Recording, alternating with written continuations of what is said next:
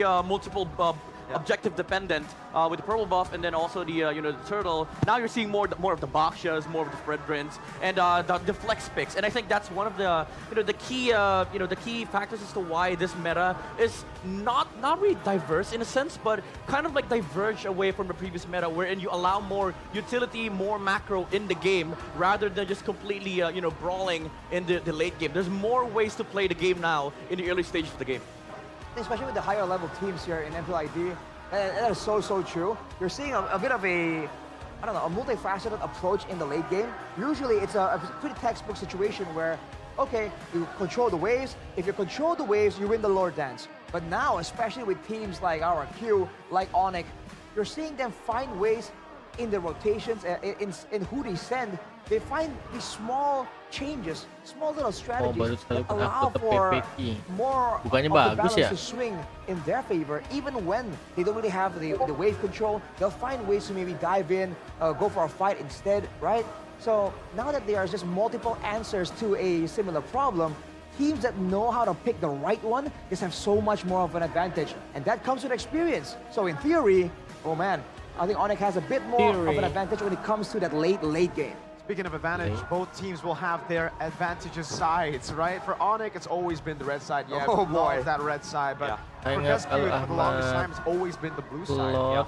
We're gonna see two masterminds at work. This is the battle that we really wanted to see in the regular season, but go all the way to a best of 5. The fact that we finally get a best of 5 between Rescue and Yeb, I really think this is the time where we can really shut up about, oh, bad draft, oh, why would you go for that pick, you know? Yeah.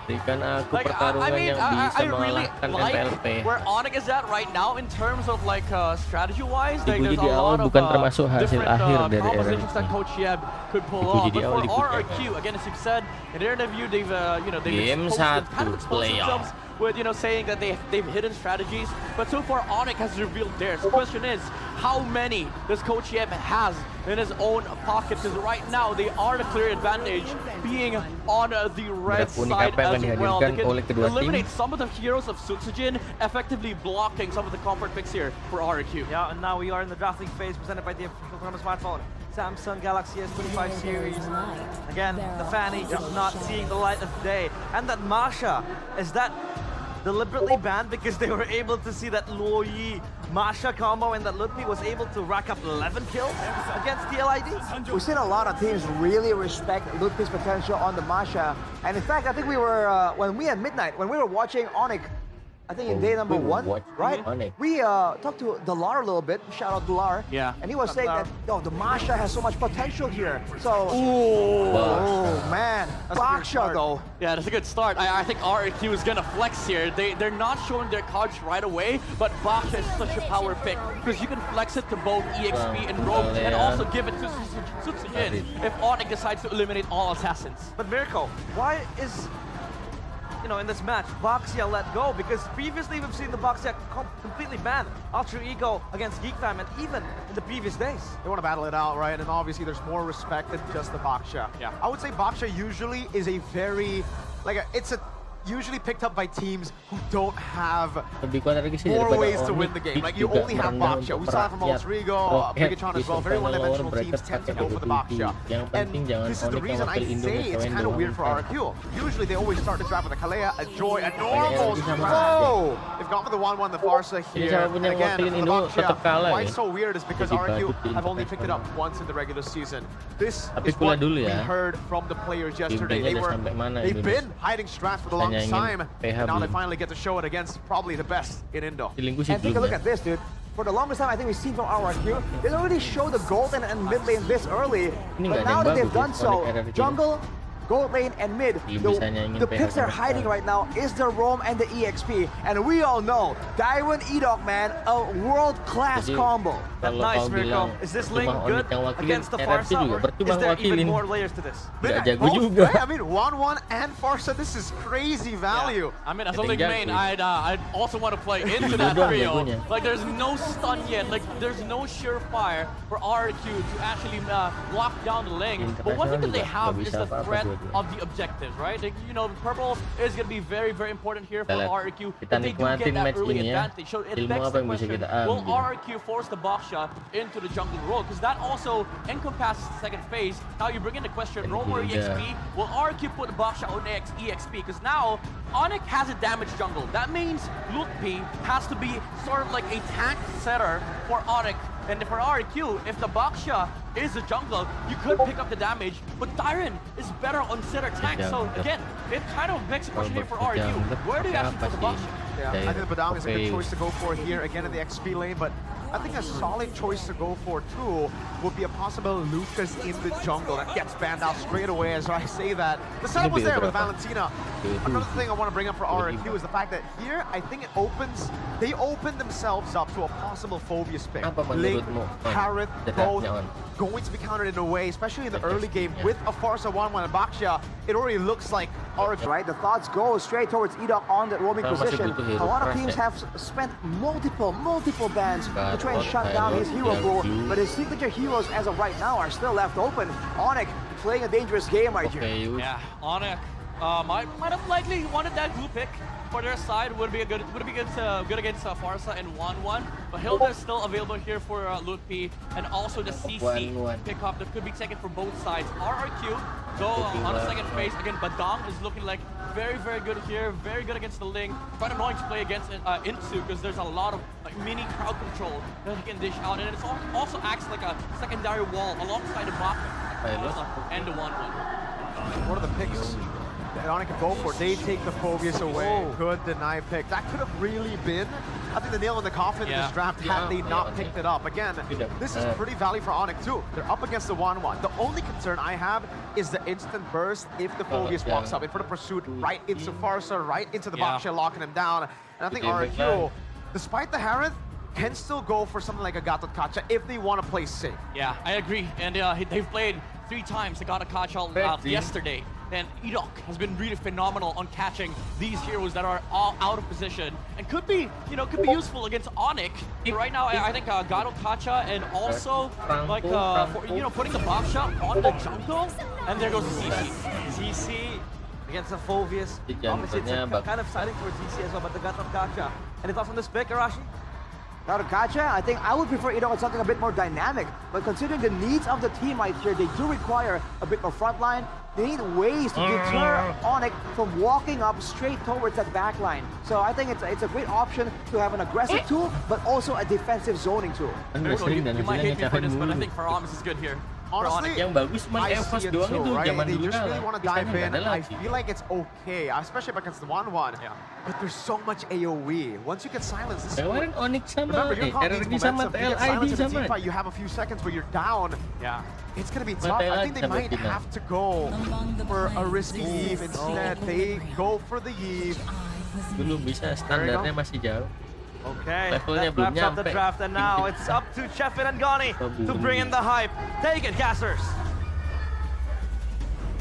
Wow, a very interesting draft has been concluded between Cascute and Coach Yep. Gani, early prediction as an Onic fan. You know what? I really like the draft coming from RRQ, but you know that last pick, that Eve, yeah, very stable. And let's see, I just want to see and watch and enjoy, man. Game 1, jump into the land of dawn. Yep, this could go either way, ladies and gentlemen. These are the teams that has been dominating Indonesia for the longest time. And they are here in Jakarta International Velodrome. A chance for a shot at one of the most prestigious Mobile Legends stage. 2 kings who reigns over Indonesia. But today, there can only be one ruler here in MPL Indonesia Season 15 playoffs. Who's gonna book an early ticket to Riyadh? Will it be Onic or RRQ Hoshi? RRQ apa Let's Onic jump deh? into the land of dawn. Let's watch for game 1, and let's see your early spell check though.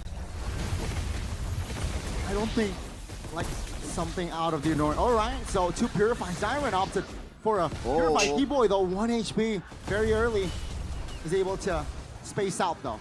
Wow, the fact that he didn't spend the flicker at all shows you the kind of bravado that Keyboy has. And Sutsujin in a true Baksha fashion already invading the jungles of Sutsujin. Savero might be solo killed here, Toy. Just a sliver HP away. So we're gonna take a look at the emblem by Indie Home. Again, nothing too crazy. Again, pull yourself together. The usual 1-1 thing that people are going for. A lot more cool down on the Wind of Nature to come, and also that Inspire that they really need. Seems like trade-wise, it has been favoring for RRQ, right? But nothing too fatal, nothing too lethal as well. Still, there is no kill. Let's see here, though, as we are entering the first turtle fight. Yeah. Speaking of first turtle fight, it's going to be interesting because we're talking about Phobius here. A hero that pretty much almost guarantee you to have a good zoning. Well, we got to wait for a second, though. That's going to be the first engage. Keyboy pops his flicker calmly. That's expensive info, though, before the first turtle fight. Yeah, it is expensive for Keyboy. He's going to have to secure level 4 first before it's going to be relevant in the team fight. Ludwig also spend that flicker, so a lot more resources for RRQ before the fight. As Rince already secured that level 4, he's going to be able to poke sounds to the ground here. And Tsutsujin is going to secure this one freely, and Kai will just back off and play it safe. And just like Kingdom's fashion, Donnie, the crowd roars. Almost a solo kill by Sans there. Rinz was able to get out without using the Purify. Using the Purify. Tsutsujin will be aggressive. Ludwig though. Onic, they want to fight for aja ada level 4 V3 as of yet. Tempel terus Lurpi. Onwards, Tsutsujin damage will be enough to take first blood as Keyboy will take it. Kyrie now out of position. Kyrie punish him. And that's 2 kills on the board for Onic. Might be more as Ludwig taking care of Rinz, and that's going to be it up. Taunting Kyrie. Trying to buy time for House, and that's going to be Kyrie not over aggressive. It does look like a good invade there coming in from RRQ, but in the end, the quick thinking, quick response from the whole Onic team, knowing that they are trapped in their own jungle, was able to capitalize and punishes the whole team of RRQ. Bang, kapan giveaway besok? Talent prediction though by Gope, it looks like it's gonna be a close one, but maybe we gotta shed some light towards Midnight's prediction, because he's the guest here. We had a 2 for Onic. Oh my goodness! Kai caught early on. Great connection between Rinz and Tsutsujin there, and Kyrie will fall. Yeah. That's, I believe, Toy secured the gold crab. This has been an interesting battle in the Golden No Salvero. He's on force very early. Oh my goodness, that's head with crossbow Tang. On towards Keyboy though. AOG defensively, but Toy isolated and will be taken down. Tsutsujin looking for an angle on towards Salvero under the turret. Great cover as Keyboy will be the sacrificial lamb. It's a 1-for-1 for Onic.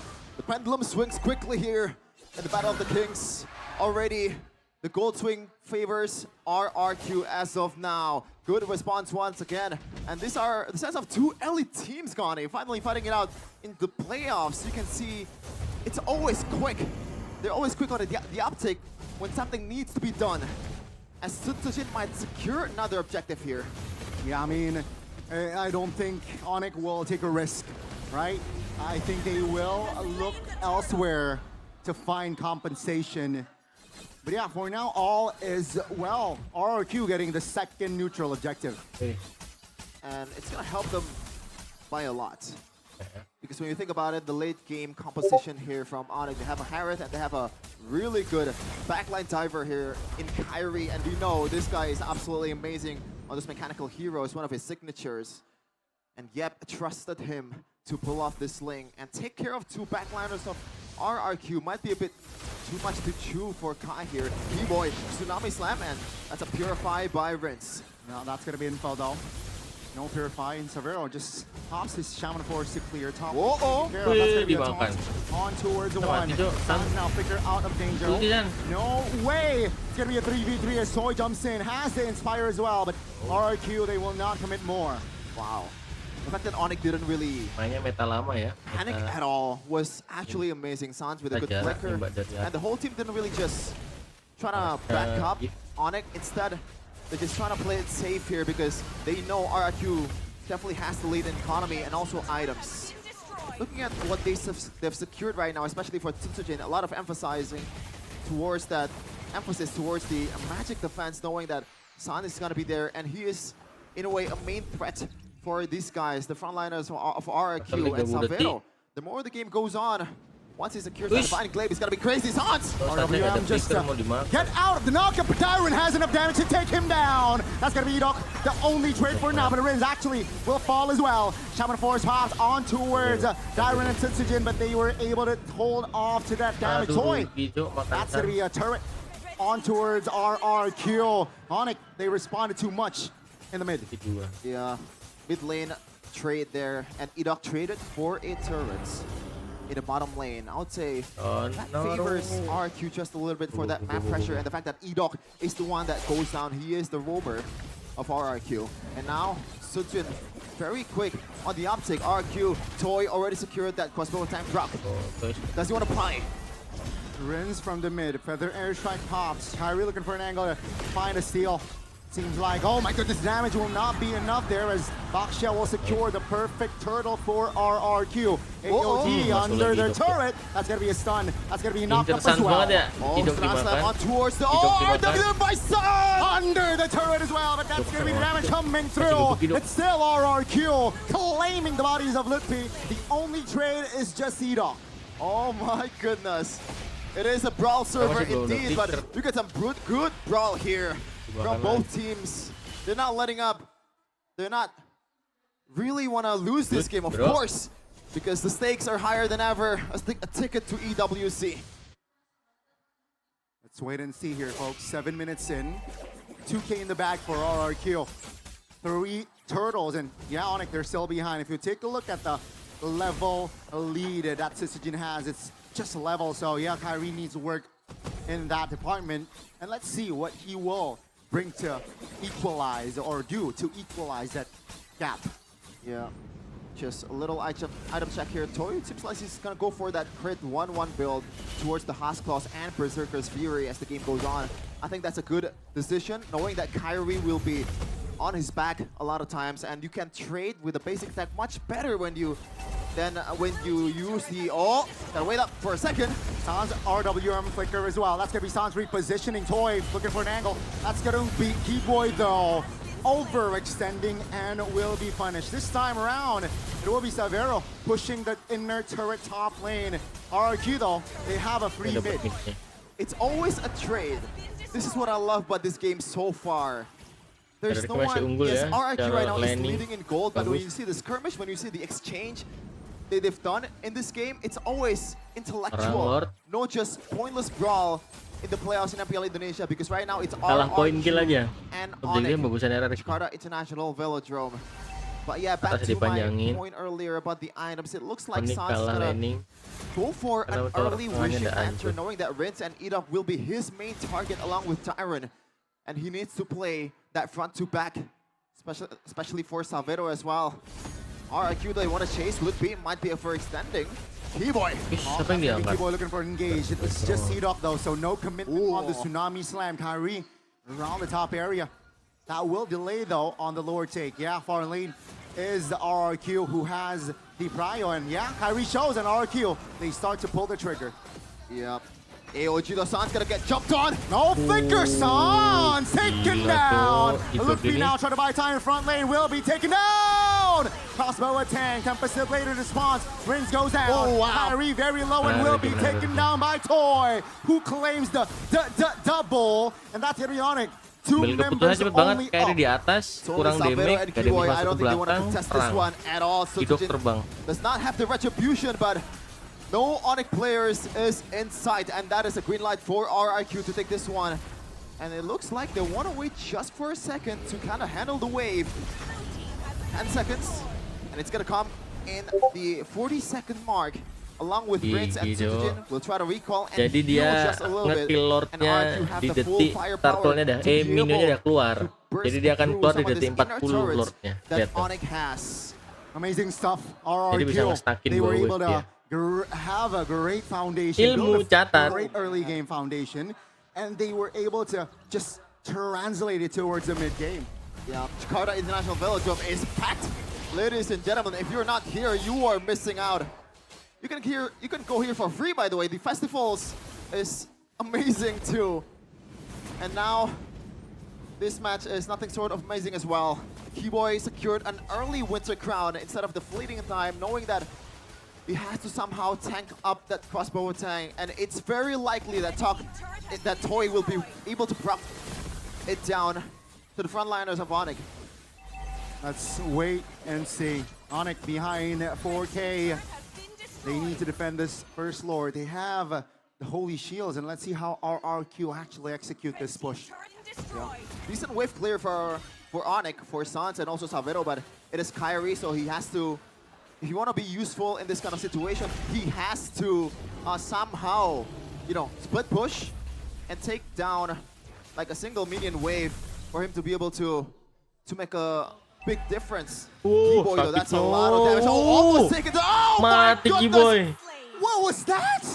That is Renz with an early Divine Glaive. Lethal ignition as well, and that was Keyboy just miscalculating. Keyboy diem aja di tetes, cok. And I think he knows the fact that he only has the roll, and it's not enough to counter the early game or mid game damage for Renz here. Big mistake. Let's see, will that mistake cost game one? AOG under the turret. That's a great taunt by Lupi. One more Onic member taken out. RRQ, they will not be hasty. They will back away. Yeah. Kyrie just, you can only watch in this kind of situation, man, because it's a lane. It's not a hero that you're supposed to engage in the first second. You gotta wait for your teammates to be able to burst on or chunk up some of his HP, some of the opponent's HP away a bit, and that Kyrie will jump in with the Tempest of Blade. It's a bit hard. 6K and counting for RRQ once they got full control of the map here. But Kyrie, this is a problem that RRQ needs to address too, because in terms of long lane presence, RRQ does not have a lot here. Yes, Tyrant can definitely solo lane and a far lane, but lane will be able to make a difference if there is a 4v5 or a 4v4 in the strong lane. Kyrie will be there in a second compared to Tyrant. Yeah, and it seems like, right, Onic, looking at the map, I think they want to contest this Lord, which I don't think is wise. That's gonna be engaged though. Real world manipulation pops. Keyboy figures out. That's gonna be Savero. Shaman force Toy taken down. Now Kai jumps in towards the back, wins being the main target. That's gonna be Tempest of Blade connecting on towards 3, but the damage will not be enough just yet. RRQ repositions Edok now with the counterplay. Alongside Darren finds the double. Edok will be the only trade. 3 for 2. Oh my goodness, force pops. That's gonna be RRQ down with the feather airstrike almost locking the barrel down. RRQ still applying pressure. Despite Toy going down in the first second, RRQ capitalizes. And right now, they have the green light towards the Lord as well. It's an evolved Lord, and Kyrie, if he wants to win this game, if Onic wants to win this game, there's gotta be some Kyrie magic in the building. And it's hard to pull off. He is without a purple buff, and that is Ling. Potential halved. Take a look at the read as well, right? Oh my lord. Immediately rotates towards their own purple buff. That's going to be a free Lord. Let's see though, Onyx high ground, not too shabby. Yeah. But they lost already 2 base turrets. Yeah, but the thing is, Gani, Keyboy will look for someone to Tsunami Slam. And I cannot think of a good target here.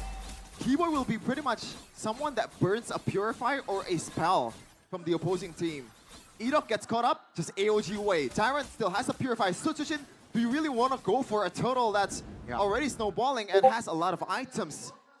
So Keyboy, like, what's the plan here? Let's see. Lord marching mid. Will this be the final push of game 1? Toy, half HP, that's gonna be Tsunami Slam under the base. Edok, revitalized pods. Toy destroying the base, that's gonna be Edok taken down. Lord will be taken care of. It's a look, he bursted down by Dyron. That's gonna be Keyboy falling next. Wind of Nature, but too soon. Kai finds the angle and takes Toy down. Kai once again being the savior of Onic. Sabino goes in, Kai again! Oh my goodness! Both going at it, both trading blows. Sutsujin very low. Can Sans pull the trigger? The answer for now is no. As RRQ, they have cracked open the base, but Onic, they have defended. They have defended, but advantage is definitely still on RRQ, especially with all the turrets are taken away from Onic. 4K, that's a gold swing for Onic, so that is a silver lining for the Porcupines, but I don't know if they're going to be able to use it properly in this later part of the game. Real-time victory rate, that seems about right. 85% to 15%. The odds are against the Sky Kings. Let's see. Minute number 16. So we're 2 minutes away for the next Evolved Lord. Question is, RRQ, will they wait for that Evolved Lord timing? I would say yes, because it's only a minute, and they can afford extra 30 seconds to kind of like delay. And RRQ right now, they have a pretty safety lead, I gotta say, especially from the map. And you can see there in the in-game equipment by Dunia Games, the main difference here is the EXP laner pretty on brand for a CC against a Phoveus. CC clears the lane much faster when he has the item, and also that Sea Halberd will come in handy against some of the healers or some of the guys that has a shield proc from Onic. Uh-oh, that's a good time. That's a set. Keyboard figures out. Feather airstrike, everything. Tsunami slam onto Tsujin, but that's going to be the Buisanten in response. Oh my goodness! They're all in from RRQ. Will finally find Keyboy in the back lane. Tempest to Blade Toy. 10 his Wind of Nature. Good night. As Savero escalating house in the back. Tsujin falling. 3 members out of nowhere taken out. RRQ is overzealous, and Kyrie once again being the executor of Onic. That was a beautiful RWM by Sans. Maybe, just maybe, Toy needs to stack up with the magic advantage, because that was a bit too much damage. I do not know if a single, Rose Gold Meteor is enough for him to be able to handle Sans and Savero. Let's say Sans now half HP, winner crown bought by Tsujin. Onic, they might commit this Lord as Savero is using his Hammer Force to shield the members of RRQ. Mind you, that was the Lord not evolved just yet. Kayak gini-gini loh yang nggak bisa dimaafin kalau lawan PH gitu. How does Onic do this, man? This is the MSC champ composer, as we're going to take a look at the replay presented by Samsung Galaxy S25 series. Nih, you can see there, Keyboy acts like a bait, and the RWM damage is absolutely insane. I thought Eve is not really a burst type mage, but apparently when you don't have magic defense, it kind of turns into yang belakang fokus nindungin Toy, padahal Toynya udah pasti mati. Are now doing the offense, ladies and gentlemen. Lord marching top. Go. Onic just playing it rather slow. Kyrie is busy doing work in the bottom side, so let's see how RRQ handle this wave. Oh, Ludwig might be on the receiving end of RRQ's onslaught. It looks like they want to back off just a bit, knowing that Keyboy, pretty much the whole team of Onic is ready to back him up. And by the way, Toy finally secured that Athena shield. That's a game changer, I gotta say. That is, that's an angle. Tsunami Slam will not connect though, as the Purify was triggered by Rins. Again, Onic playing it slow with this Lord push. They want to take everything surely, but slowly. Yeah, especially they want to take that purple buff for Kyrie, because that's what a lane needs to be able to be super aggressive to the backliners of RRQ. The Lord's crashing down Keyboy. Didn't pop this Tsunami Slam just yet. He's still picking his targets. Let's see, half HP on the Lord, and that's every Iron now sandbagging the front. Oh my goodness! Damage will be enough to take him down! 10 Pistol Blade! Would have need to pop that Toy! Crossbow attack, winner crown! Ladies and gentlemen, it was 85 to 15, but Onic, they find game 1. Odds do not matter to the Sky King as they come down to the earth. The King of Kings, how it's done. Mengecewakan Bang Onic kalau internasional. Orang RRQ aja badut di Indo. Mau internasional gimana caranya? Udah tinggal N doang nih. Blunder. Onic satu Lord N. I can assure you, we got a series in our hands. That was pretty close, but the fact that RRQ, or I'm sorry, Onic was able to hold the base despite them losing all the turns is nothing sort of miraculous. Itu yang ku bilang susahnya. This is the prime Onic that we've always remembered. Blunder The gitu, season 11, the 4 beat champs, and this is their ground. This is their home turf. Jakarta International Velodrome was once theirs 1 year ago, Lawan P-nya and it nggak might ada be hal theirs begitu tuh. this year as well. Just another step, right? Another step for that grand final. It's a step for MSC. Let's see though. It was just game one, Sheffin. That's what I said. We got a series in our hands. And all the Onyx fans, all the Sonics, definitely happy to see this Heran turnaround. mati. Lupi ini masuk ternyata for the kena nih. AI Dapat prediction range, di win Migler udah rates. mati. But this is a bunch of EB humans that do mati, not know di when to Migler give up. bingung, Toy The Winter mati. Crown was a huge game changer for Onyx. That's a counter towards Toy. And in Apero ini fact, bagus banget Toy posisinya. got toyed around in the late game. Lupi, the whole team of Luarnya Onyx popped off. But this is the job for our panelists to break down. A lot to break down, ladies and gentlemen. Apero good. Yes. Yo, main Yes. tanpa. Absolute Saya nggak cinema. mau. Bamboozle. Bayar doang guys yang main Gobsmacked. sama. Every word Gobsmacked. in the dictionary out there because Oh, that boy. was one fight back from the Sky Kings. They take game number 1 of this upper bracket match. How are you feeling, Arashi? You okay? A bit sad, but it is what it is. I am a bit concerned Aman, though, masih 'cause I feel panjang like gamenya. if you just read into the intentions, this seems like RRQ trying to steal away the initiative, right? Show this this fighter style that we haven't seen RRQ use, right? We were talking about how Sutsujin hasn't really played the Baksha at all. Yeah. And then they bring it out. They were doing so well. They didn't get it done though. And I feel like if that is the intention, to start off strong, to kind of set the tone, then this is going to be a tough loss, you know, for game 1, but also for the mental state of the players of RRQ as well. Yeah, it's a good start. Honestly, like, exploiting strategy like this, something that you've never done in the regular season, not even once in the playoffs. And this is RQ stepping out of their comfort zone to pull off a game like this against Onic. I think it's promising. It's just that, again, late game Ling, especially in the hands of Kyrie, you know, gonna suffer a same fate. Commendable. Oh, boy. Commendable, but obviously the MVP presented by the official tournament smartphone, Samsung Galaxy S25 series. It's the man in the mid lane. It's Gila-san. Mirko, talk to me about his performance in that match. I'm gonna push my agenda of the anti-Faramis group even further now. If that was a Faramis, that was gonna be a cooked game for sure. Sans, put him on a damage dealer. Put your mid laners on a damage dealer, please. Top 3 teams, please. Just see how much impact you could have. They really forgot about Sans, by the way. We called in the early parts of the draft that RQ were really looking for the snowball. 1-1, Baksha and the Farsa, and they were able to get that. That's why you could see that Onic were really struggling in the early game. They had some solid components to hold them in the early game, like the Kalea, I'd say the Yves mid prio, and also the Phobias. But for Onic, the main win condition is still the late game. Harith and Ling, and it's also the way that they played around the Yves plus the Harith. Why the Yves gets so much value here is because with the real world manipulation, you're putting the immobility field in the box of the Zaman Force as well. So you get double value when you lock people down.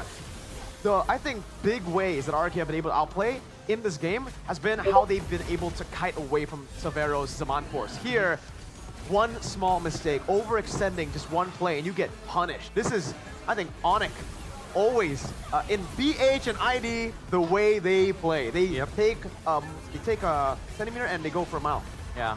And if you look at how they were playing there, like for RRQ, after a while, when they didn't seem to recognize that Onic can now strike back, have reached that gold equilibrium to actually try and fight back with the items with the damage output in the late game. So again and again, you see Toy kind of left out alone, and Kyrie having space to actually operate, do at least a decent amount of damage, if not take out one member from RRQ and then get out. Whereas in the early game, especially in the mid game, when RRQ were just moving forward and there was no real safe zone for Onic, you see that he got chased down again and again and was pressured for the most part. So I feel like his pressure there that kind of put Toy further away from the rest of Onic, kind of slowed down the damage output from RRQ overall as well. And I feel like that was a big component in how Onic eventually were able to just outdamage and outlast the late game coming in from RRQ Hoshi. Yeah, to be fair though, let's be honest here, like RQ had that game. There was just a timer, a deadline for RQ to finish. Yep. When they took the Lord, they failed to push the top lane. But in all honesty, this was RRQ's game. Even though Onic had the first blood, they had the 2 kills. We were talking backstage, they were cooked. RRQ was cooked because the Link was gonna scale, but they were doing so many good moves on the side of RRQ, like pressuring side lanes, pressuring the purple. You know, the Farza was doing so much damage onto the backside, and Onic had to just rely on a split push game from Savero and Kairi. But RRQ Hoshi, again, there was this problem with this composition that when you go for a team fight, you have to be very precise on how you engage, because you are going to be under the pressure of the real-world manipulation. Mobility is not your best friend, because this lineup has reach, but disengage is something that is already being, already being taken out of the equation because of the Zaman Force. Now add the, add the real-world manipulation to the equation. Positioning is important for RRQ, and where RRQ faltered is the positioning in the team fight in the late game. Wow. I mean, the way they played it was just perfect. I agree with you. You know, it looked like Onic were cooked, but because they were holding so well, they kept their base turrets. Yes, Keyboy died. There were a lot of flashy plays from RRQ. It almost felt very, very stable despite it all. Yeah. We kind of knew that, especially after getting the Lord, it would have to be, especially after, I think after the second Lord, it would have to be an evolved Lord to really end the game, to really give RRQ the final push over. And that's why you could see them making desperate plays. Towards the end, that Sans immobility field, that RWM that caught them all, was the big game changer in my opinion, right? Yeah.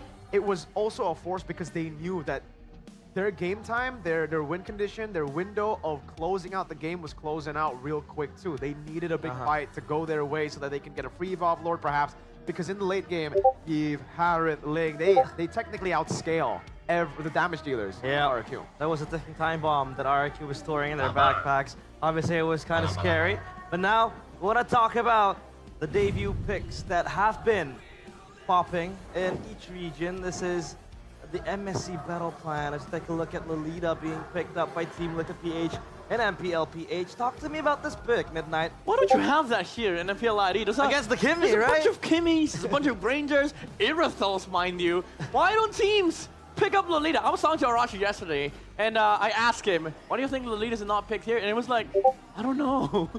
I'll give you an answer. I agree. I also like the Lolita, as a potential solution to all of these marksmen. I'll give you an answer. The style that we play is very different. You play in a very slow style where it's like a lot of objectives, while the fights can be determined by one big ult too. But here, the brawls are so constant, man. One big ult with a Numenon blast like that, and it's like, it's just an addition to the fight. You get a big stun, but everybody fights back. Like, because of that action alone, Lolita isn't really that type of hero where, you can stay in the fight for a long period of time and constantly deal CC, constantly heal your players. Yeah. Gatot.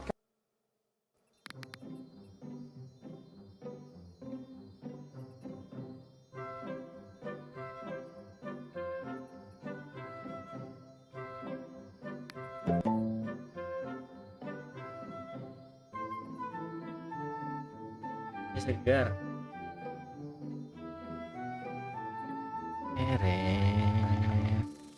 Lama-lama nunggu orang ngobrol, mending kita bercocok tanam. Ryan nih ya mal. Oh, tinggal semenit gitu.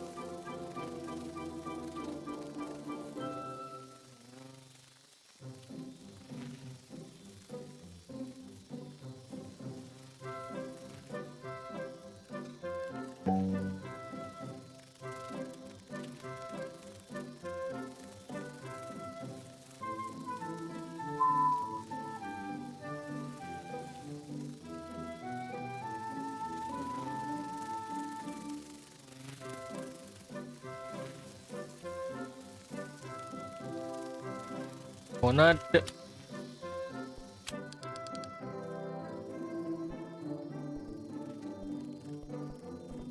Langka.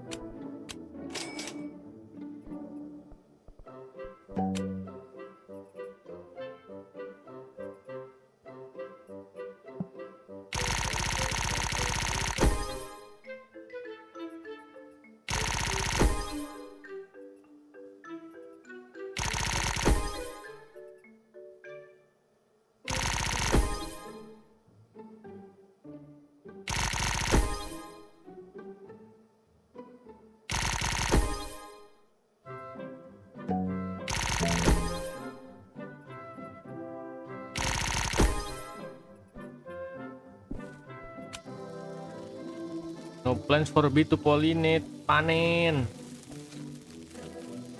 Panen biar ada pollinate-nya.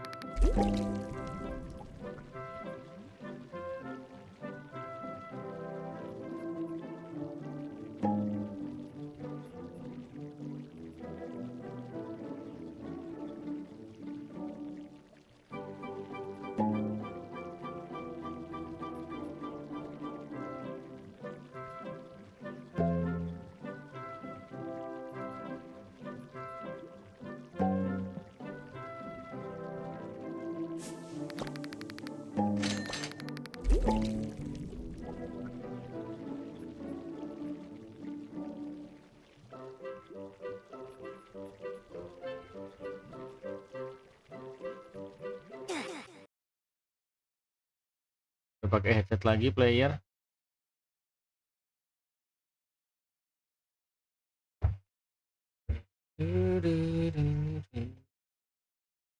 Ranger Emas. Yeah, you know, the outside of the venue kind of looked like a scene from The Walking Dead. Like Oh, the yeah. episode 1, Hey.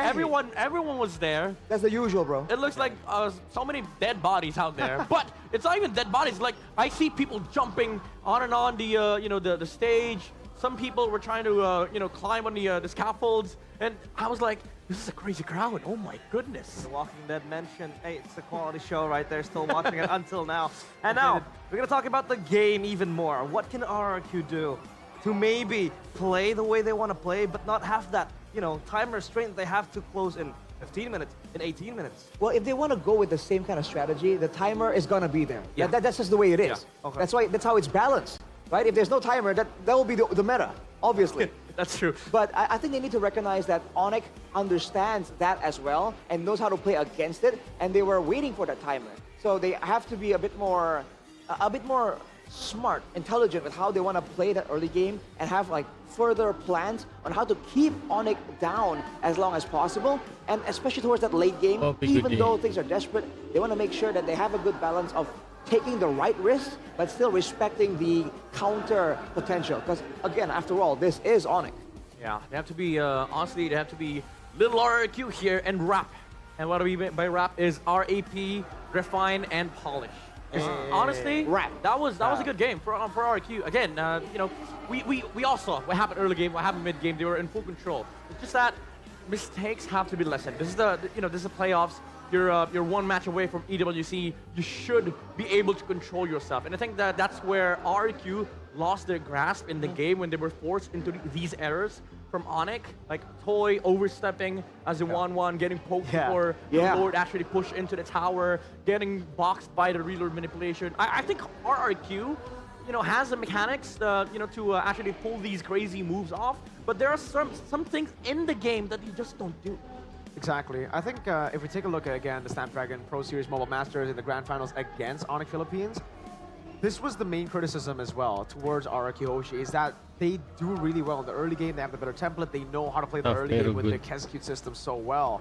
But when their opponents are good enough to handle that storm in the early game, to weather it, in the late game, their decision making, when it's no longer that system, when it's no longer as formulaic as the early to mid, it gets kind of weird. It gets very confusing for them, and that's where experience plays a bigger factor. Onic, trio mid, we know that the experience has just been amazing. And again, for Rrq, they are newer players. They have newer and younger players. They gotta train that improv skill, dude, where they have no idea what's gonna happen, but they have to know kind of what they want to do, what they can possibly need to do as well. And I think it's more importantly, we've seen them already improve so much in that department as well. Because you saw earlier, even when Kyrie went for the purple steal to trade for a Lord, Rins was there. So the read to really shut down the maneuvers from Onic is there. It's all about polishing. It's all about cleanup. And in that sense, I do have high hopes for Rrq. But let's see, man. With the next game coming up, only time will tell. Rrq has first picked again. So they will set the tone and set the tempo for the draft pick. What can we expect? Will it be the same bands again, the same picks, or will they try to pivot into a different angle on towards the draft? I really don't think they should change too much. Again, Yeah, it was a formula that worked, and they should have just played it a bit cleaner, right? Yeah. And I think they can. They could adjust just a bit, and then they can capitalize on a lot of the Onic early game mistakes.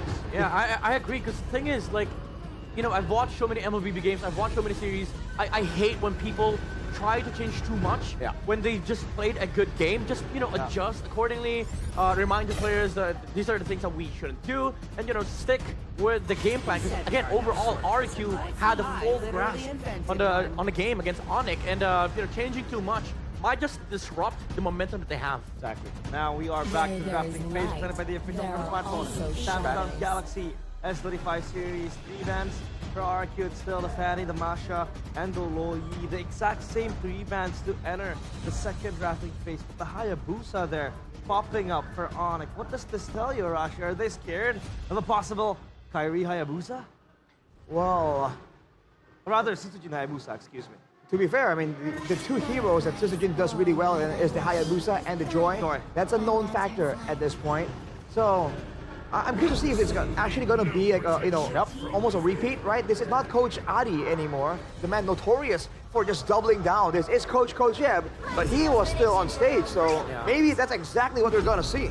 Yeah, I was gonna say, like, Joy on Rrq is just suicide, because Onic still has, like, Kalea Fredrin. This is what I like the the Farsa and the Kalea, the steal as well from Sans against Rins. Now Rins is forced to play like the utility mages now, which is still good at, if he gets his hands on the Eves. Unfortunately, the Zushin is banned out, but it locks in that that damage for Onic, and also stealing away from Rrq. Now, question is for Rrq, with the Baxter strategy, what do you pick on Rins that deals enough damage in the early game to sort of like make sure that you also get the control in the early stages again for for Toy? It's so good, by the way, like the Farsa steal here. They go for the Kalea earlier, they went for the Harith with the Kalea. Now they go for the Farsa. We get the response of the Valentino, which I think is pretty solid. You still wait for the airstrike, and you will technically have a way to deal with the Harith if it's still picked up. But they go for the Irithel instead. This is, again, what Onic did to GeekFam too. It's just in a different way. GeekFam made a mistake where they didn't go for the jungle, or sorry, they didn't go for the gold lane in the early phase. And then we saw the Irithel pick, the ban on Harith, the ban on the ban on Harith and Moscow to force the Granger or the Wanwan to come up for the opposing side. Now that they see the Granger, it's so easy for the Irithel. They swap it out again, and they deal with the possible feather airstrike counter to the Harith. Again, Onic, this is the refined Yeb. We're seeing the refined version of Yeb from game 1. Yeah, actually both teams are doing fantastic in the drafting stage. Most of the Valentina third picks I hate, especially if you're not taking Lucas. But in this case, again, as Miracles mentioned, the feathered airstrike is such a good skill for the Valentina, because you do need that damage in the early game. You have the lockdown from the Baksha, and they also are supplementing into the early game of the Granger for Toy. So this is all in. This is the commitment of RRQ. This is the strat that they've been trying to expose in game number 1. But this is more of a heavy commitment. Like, this is what they wanted in game 1.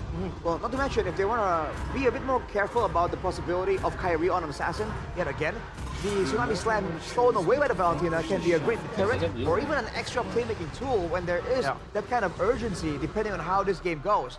Although with the Joy banned away by RRQ here, that's an interesting move, considering that they would probably want that as well, but they're probably concerned about Kyrie taking it away from them anyhow. Yeah, I mean, the Fredrin is still up for grabs, right? It's not banned out, so if they did want to play the Joy, I think that could be a possibility, but hey, they picked up the box, so I think that's going to fall in the hands of Sutsujin.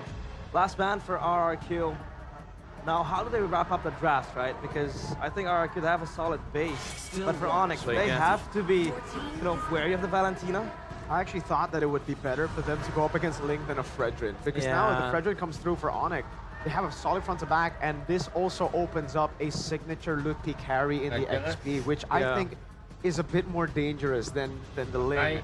It can have, with the Fredrin, you can technically also go for like the Arlet. You destroy the front to back with just one final slash, and you overwhelm Rins with how many good ultimates you have. There's already a Farsa and a Kalea in the team. He's gonna have to choose between one of them.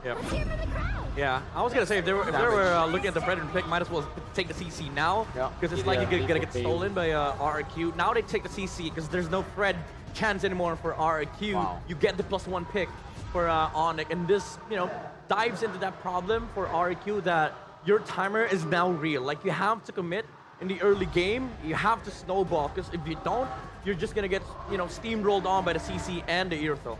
I don't know how crazy this is, because it'll be greedy knowing that they already have a damage-dealing XP, Farsa, and Irithel. But technically, if they want that insta-kill button, the Julian can still come up here in the What? Oh, wow. What? Oh, wow. Yi Sun-shin, talk to me about this pick, Arashi. Oh, wow. What is this? That's what I want to ask everyone else. What is this? What is it? Huh? Midnight Miracle, any thoughts? I mean, the traceless, man, the change on the Yi Sun-shin, the amount of crowd control that you can get, and also the overall vision helps you just, get the early game advantage that you have, the snowball as well. You can see where the enemies are positioned at in the first throw, because again, the global vision, trades are very hard for Onic to take in this game, especially with the YSS. The snowball that RRQ can get transitions to late game, because YSS is a scary hero if put in the jungle. Hiding their strats. This is the strat that they've been hiding, I guess. Onic, what will it be? Alpha. They really just want to end, like, they really want to snowball through the early game, controlling neutral objective 1, turtle 1, and snowballing from it. Instead of the Fredrin, though? I think it's a better way to shred the Baksha, to be fair, right? Exactly. The sustain that you have gets kind of countered by the Baksha, so you go in before the Baksha can do that, and you try to just shred through. You're not going to roam Baksha, though. Not really the most playmaking hero, so we'll have to see RRQ with a whole different style. This is not the bread and butter strat they usually go for. Oh, a surprise pick to enter game number 2. We'll toss it over to our casters, Gani and Jeffin. What do you think of the Yi Sun-shin? Well, it seems like they're not lying when they say they're still hiding some picks away. 7th hero, yes, 7th hero of Sutsujin this season, the Yi Sun-shin. But the question is, will it come to fruition against the mighty Onic? We are on to game number 2. Let's see if Onic will double their lead, or will actually RRQ with the Yi Sun-shin equalize in this game. Let's watch and witness the Land of Dawn. Game kedua antara Onic lawan Rrq. And also main emblem check there. Actually saw Mr. Kyrie going for a killing spree, so a lot more emphasis towards that survivability in the team fight. I guess when he gets a kill, but certainly a very ambitious emblem that is taking right now. And for Mr. Sutsujin, a very on-brand quantum charge. This is very peculiar. Berani banget ya SS ya. Game plan ini, game plan yang dibilang Sutsujin. I'm sure that Onic can do the same as well. Yeah, that's gonna be a big question here in mid lane.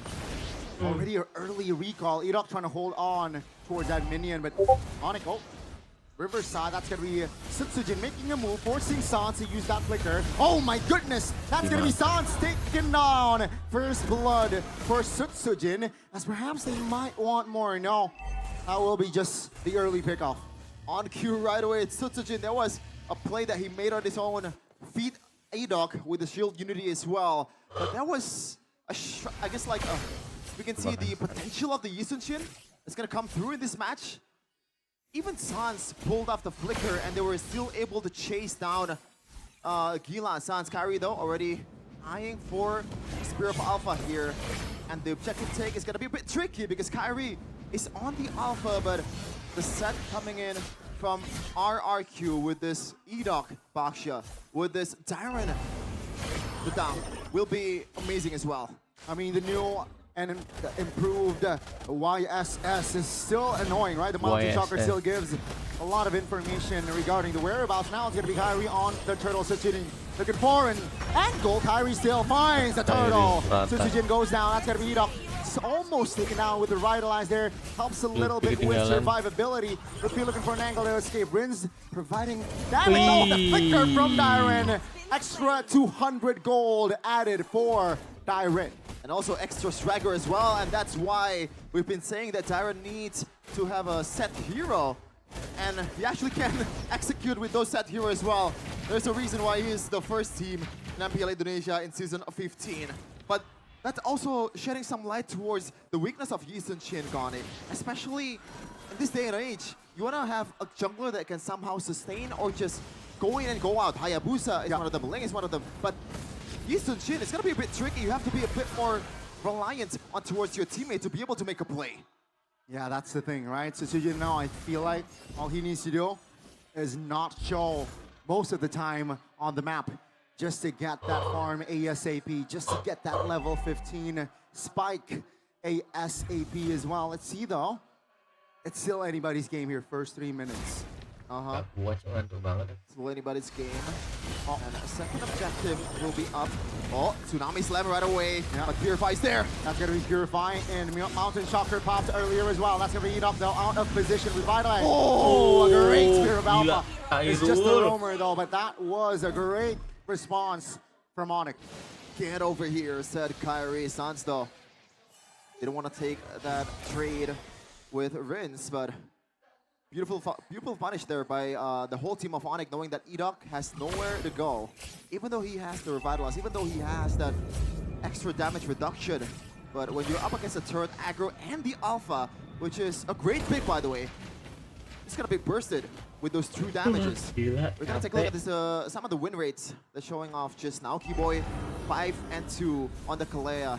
So this is his bread and butter. Lupi though. Oh, that's a 3-man knockup from Keyboy. Finally finding Rins on the Tsunami Slam. He deleted first. That's going to be Keyboy soaking a lot of damage. Will be the trade as Savero joins in and will deal a lot of damage as Kyrie again finding the retribution. That's going to be Onic winning the fight and the trades. Amazing from Onic. Now this is a whole different game from what happened in game number 1. It was RRQ in the early to mid game. Now Onic has the advantage. Toy taking a lot of beating from Safero. This is something that we expected from the Granger and the Airthel combo. And also something that in a way we kind of expected with the Yisunshin as well, because you're going to be prone to getting bursted down if you're ever so slightly overextending, especially with the amount of punish that Onic has. Keyboy, Sans, pretty much everyone can punish, especially Kyrie. It doesn't matter how tanky RRQ's member are, it's still gonna get taken down. Looking now isolated. Wow, wow, what a fast setup there by RRQ. What? Onic will respond. That's gonna be Rins popping the Purify. Feather Airstrike does not land. Onic failed to find compensation. Yeah, good one there coming from RRQ. They know that they have to get away from the crowd and somehow pick off with a Baksha, which they did beautifully on towards Lupi. And that's something that RRQ maybe needs to abuse the next upcoming few minutes unless or until Lupi gets the defensive items. All fine and dandy again. Tempo gone down. Gold just 500-ish between them. Not even. Oh, key boy. Great respawn there. RRQ committing 5 members towards the top side. And once again, folks, it might seem like Onic is winning. It might seem that Onic has the answers to all the questions that RRQ is posing, but what happened in game number 1, they were up about 8k, 6k gold lead, but Onic came back. Boy misses. Tsunami Slam though. That's gonna be Dyron. Now take him down almost. Flicker, but Severo finds the angle. Oh! The counter play from Renz, and Severo will be taken down. Enoch will fall, but that is still, that trade is just still favoring RRQ. RKO from Renz. This is one of the concerns that I have when I see Severo on the sprints. Something that we've been addressing throughout the regular season. Sans though, Toy might be overextending here. 2 guys on him. Let's see the angle. Now that's Purify popped. Ludwig trying to buy time, but Sans finds the finisher, but Sutsujin finds the trade. Now Ludwig alone. Now Dyron and Sutsujin will be able to finish him off, as that's going to be Keyboy a little bit late to the party, and that will be RRQ favorite. Just a bit from that trade. You can call us the Brawl server all day long, but if the Brawls are like this, I'm happy to see the matches. 8-8 so far, 16 kills in a span of 8 minutes. This is Indonesia at its truest fashion. Renz though, some pokes towards Keyboy, and he actually takes the Tsunami Slam once again, because he knows that this is gonna be the main key for him to be, or for the RQ to be able to punish Severo without the Purify. Damage dealt. Sans, as usual, topping the charts. Sutsujin, though, it's a bit of kind of a silent killer here. Didn't really see him that much during the team fights, but 5-3-2 already. So, a lot of work here for both teams, right? Remember, first game it was RRQ leading minute number 8, but they lost. So, will it be different for Onic, who has the lead early towards the mid? Will they choke? RQ looks for a push in the top lane, but doesn't seem to want to fight, as 30 seconds on the clock for the first Lord. Look at the gold lead, though, from Sutsujin, from the in-game equipment by Dunia Games. That was pretty surprising. Yes, Sutsujin is one of the best farmer in the whole game, but the fact that Onic is leading right now and somehow Kyrie is behind in gold is a bit surprising, I gotta say, because Alpha is also a good farmer as well with the true damage. So maybe Sutsujin, this is the time for him to be able to use his advantage and being able to output more damage than Kyrie, as Toy also secures a really important item there in Malefic Boar. All the frontliners of Onic will be screaming in pain if he gets hit by the Detonatas. Sans pops the wings by wings. That's a cancellation by Enoch. That's going to be the flicker spent. That's going to be Sutsujin though, taken off the board. Great offense set up by Onic. Yeah, no Purify, no flickers. This is a Sutsujin jungler, and you gotta rely on the iframe. A bit of iframe to be able to handle all the CCs away from Onic, and Kyrie did a good job pulling the trigger there. Now it's a 5v4, 13k on the Lord, they reset it. Onic taking their time. Keyboy looking for an angle. Revitalize bots. Keyboy moves back with Severo. Very aggressive angle here. RRQ, do they snip this one out? That's going to be Feather Airstrike. Moving back, RRQ members. Iron doesn't really find the connection with that passive. Onic also repositioning towards the Lord. That was a good cut coming in from RRQ. They know that somewhere Severo is lurking. It's gonna be the danger. Oh, Tsunami Slam! Yep, on towards Enoch. This time he will fall. Iron finds a flank! That's gonna be time to lead it. Onic though, they will claim the Lord. That's gonna be 4v3. That's gonna be RRQ moving forward. Mid exposed. Onic, they find the objective, but they lose out on the fight. And look at this. They still want to go for a bit more here. RRQ can take the turret, can take the purple for themselves. Kyrie looks like he was able to secure it. Sutsujin secures that endless battle as well. So another true damage here for RRQ to be used for the frontliners, especially for Kyrie, which is deathless so far in this game. The killing spree did do some work. And this 11th mark, Onic, 2k gold lead, and the Lord is coming up in the bottom lane. The siege potential of this team is actually crazy. You have not a melee EXP laner, and also Severo. Sans gunning them down. Tsunami Slam! Oh no, that's gonna be one Tsunami Slam to win gates of fight. Onic though, HP bars not looking very great. Ida breaks the down by Severo. Great positioning on it now. They will lead the charge with the Lord marching bottom side. I was wondering like what item did Adok take because that was too fast. Yes, he is 056, but I don't think a Baksha with the Poisons and also the Revitalize is able to go down that fast against Savero's crossbow. My oh my, Sutsujin though, he is just farming all along the top side. Feathered airstrike Rinse. That's gonna be almost a solo kill, but that was B-Boy deleted. Lupi pops the vengeance, Kyrie looking for an angle, but Onic, they will not force more. Sutsujin from the mid angle. Kyrie pops that retribution just to get to safety. Great recovery though from RRQ, despite them only having 4 members earlier. Yeah, for sure, and when you look at the map here, it still favors Onic with the turrets, but for the long lane, oh, it actually is equal. But for the long lane, RRQ is leading. There is one inner turret for themselves, so they can set this up a bit better with the fact that they can play that. So RRQ, despite them having a Yisun, they have some fighting power in the objective fights. It's gonna come down to Sutsujin and how he finds the angle. As you can see here, the gold lead from Sutsujin. Oh my goodness, I feel like it's only 30 seconds ago he secured the endless battle. Now, Malefic Roar right away. A huge item for himself. The person on the front line of Onic. And the gold lead is slowly dwindling down towards RRQ. It's all equal in kills, all equal in structures. It's a matter about how you execute this. They're trying one. RRQ looking for the commitment on towards the fight. Onic quick to respond and quick to be tight on the formation. Onic now looking for some counterplay with Keyboy popping his own conceal.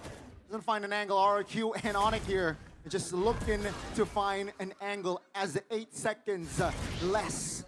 Lord will spawn. Good one from both teams considering that, or knowing that the threat was there. Tsunami slap right away towards Tyron. Oh, that's gonna be Keyboy jumping on towards just Tyron though. Kyrie waiting for the right timing to palm that Spear of Alpha, that true damage. Rinse. Oh, maybe this is going to be the right time. Edok, very low Poison's pop. Rinse has Pelea's ult, has Tsunami Slam, and he will spot Savera. Great face taken, cover by Onic. Rinse knows he loses on that engage. Good reaction there from Savero. He knows that Rinse is missing and he is the main problem for this Irthel. Now the fight becomes even easier for Onic because Savero, one threat is down. Kyrie already. Spear of Alpha. That's gonna be Keyboy. Oh no. The cover. That's gonna be Tsunami Slam on towards the porters. That's Sutsujin. Looking for an angle. Finds it. Edok goes down though. Lupi taking care of Sutsujin. Dyron. All of the RRQ members are almost out on Septoy. Onic again finding the right connection, and they will take the fight and the Lord. Yep, there's no way Toy wants to contest for that one. Amazing play by Onic, but I gotta give some props towards RRQ. That fight went down a bit better than I thought. Sutsujin was able to find a flank angle and use the ultimate to kind of stand up 3 members of Onic, but when you're up and also having the man advantage, Onic will just easily capitalize. Let's wait and see, ladies and gentlemen. 3K now with the Lord marching, I believe, bottom side of the map here. And RRQ, they will be able, at least Onic, right? They have time to manipulate the waves to have a 3-wave push. RRQ though, out of their base, not inside the not turtled inside their base. Yeah. This is a game for Rinse and Tyron because they are the setters of RRQ. They have to somehow find a way to get this backliners of Onic. Considering that Sans is also rocking that flicker, so maybe Rinse could shift his focus on towards Sans as well. But he has a Purify, not a flicker, so he can't really gap close as easily as he usually does. Okay, that's very, very concerning for RRQ. Wind of Nature already built for Savera. Top lane though, exposed. Oh no, Sutsujin will claim that for free. That's gonna be a turret for a base turret, That's gonna be Keyboy though. Tsunami Slam on towards one. Iron immune, but he should fall. No, not yet as Lupi claims it. That's gonna be the Lord taken care of. Savero just free hitting in the back. That's gonna be Onic just pushing more pressure, adding more pressure as top lane. It's Sans versus Sutsujin. Sans, gotta be careful. Yep, I knew that was coming. Wings by wings. Is this a solo? It's not a jungler v jungler. It's Kila Sans. Oh my goodness, Keyboy under the base. Onic now base exposed. Ladies and gentlemen, Onic, they will double their lead in this best of 5. The calm and composed Onic is here. It's Onic time, baby. They are in match point. One more step towards Riyadh. 2-0. Not really the cleanest of games because RRQ also knows how to react, but Onic was better in that exchange. Amazing from Onic. RRQ dig deep in the back, but it's not enough. But it was not enough. Seems like the Yi Sun Shin pick in this game did not work. And Onic, they are 1 game away to securing the grand finals of MPL Indonesia Season 15. 1 step away and securing a slot to fight in the MSC. And boy, we might see the old Sans back again. Now this is the playoffs. This is the ultimate stamp. This is the ultimate stage for Sans, for him to be able to announce that he is back to the Gila Sans form. Look at this. Wow. It's a 4v4, but Onic still want to take it because mostly the gold lead is on Sutsujin. And Sans, like, I somehow knew that he's going to be outside of the map because that's the only way for him to get away from Sutsujin's damage. Calculation, the boldness, so composed. This guy, Gila Sans. Gila indeed. I said that we have a series in our hand, but it might be over after the next match. Do you think so? Our panelists, give us an answer.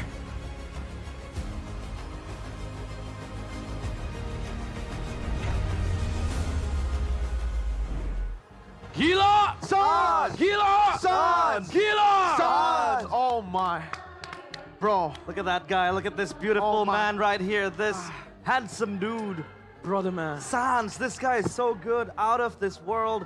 Stop the recall from happening. Sutsujin couldn't even get out of that spot. Good. But most importantly, he was able to get the elimination against Sutsujin up top. Mage against an assassin, by the way, right? When Sans on the Farsa, it's a whole different beast, dude. It just makes the hero like 10 times better. Brother, you do not play a YSS god with a YSS. You do not outplay the original YSS god. This is the guy that picked recent Shin in the grand finals of Season 8 and got a savage against Rrq Hoshi Sans. The original YSS god, you're right. Man, what a play. The recall. You know, he flickered with a feather airstrike in the base to cancel out the initial recall. Then he continued to chase on because he knows without Sutsujin, without the Yi Sun Shin, it was going to be really tough to even go for the 4v5. Dude, this guy, We thought Rrq got something there, able to get the base turret. It turns out like Onic does not take that standing down, dude. No way. You were shouting, is it an end angle? But it was denied by Gila Sans. It was a perfect sequence too. Like, he flickered, as Mirko mentioned. When he followed up onto Sutsujin, he was going for the chase. But it wasn't really just a chase of him trying to run down the YSS. He knew Sutsujin was gonna turn.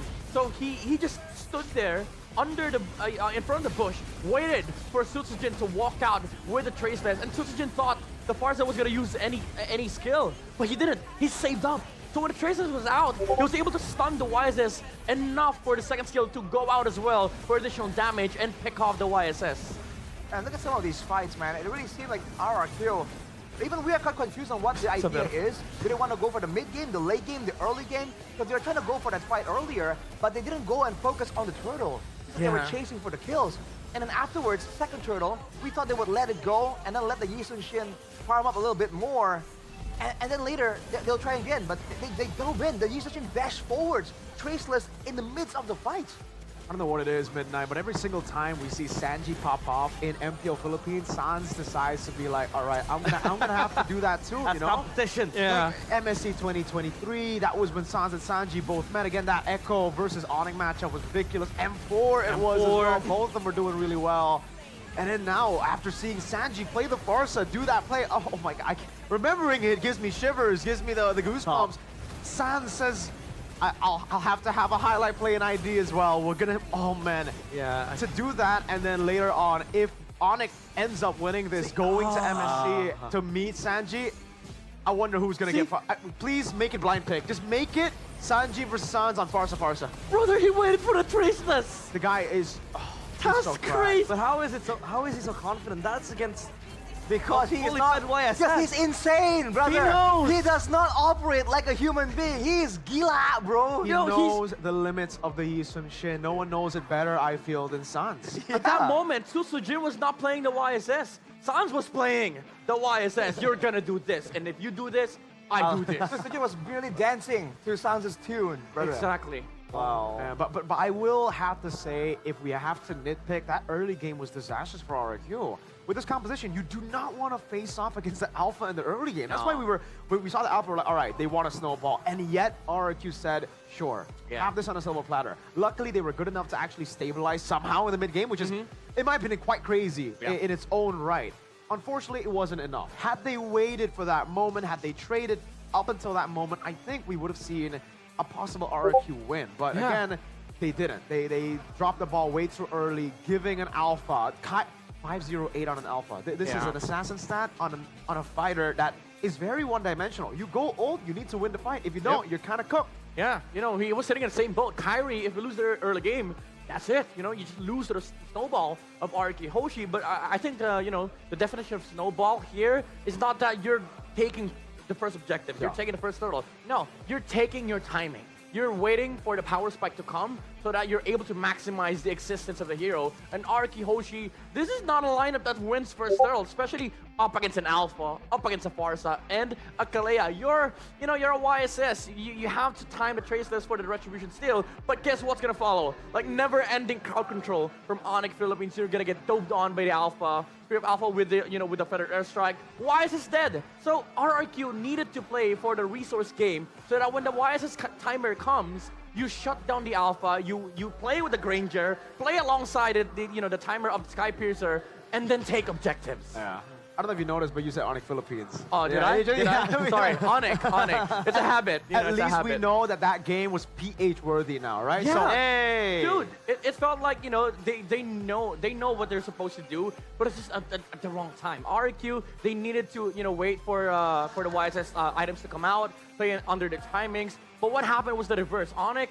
was just allowed to utilize the Alpha, utilize the the existence of the Varsa, and then the Granger YSS mid-game power spike was no longer.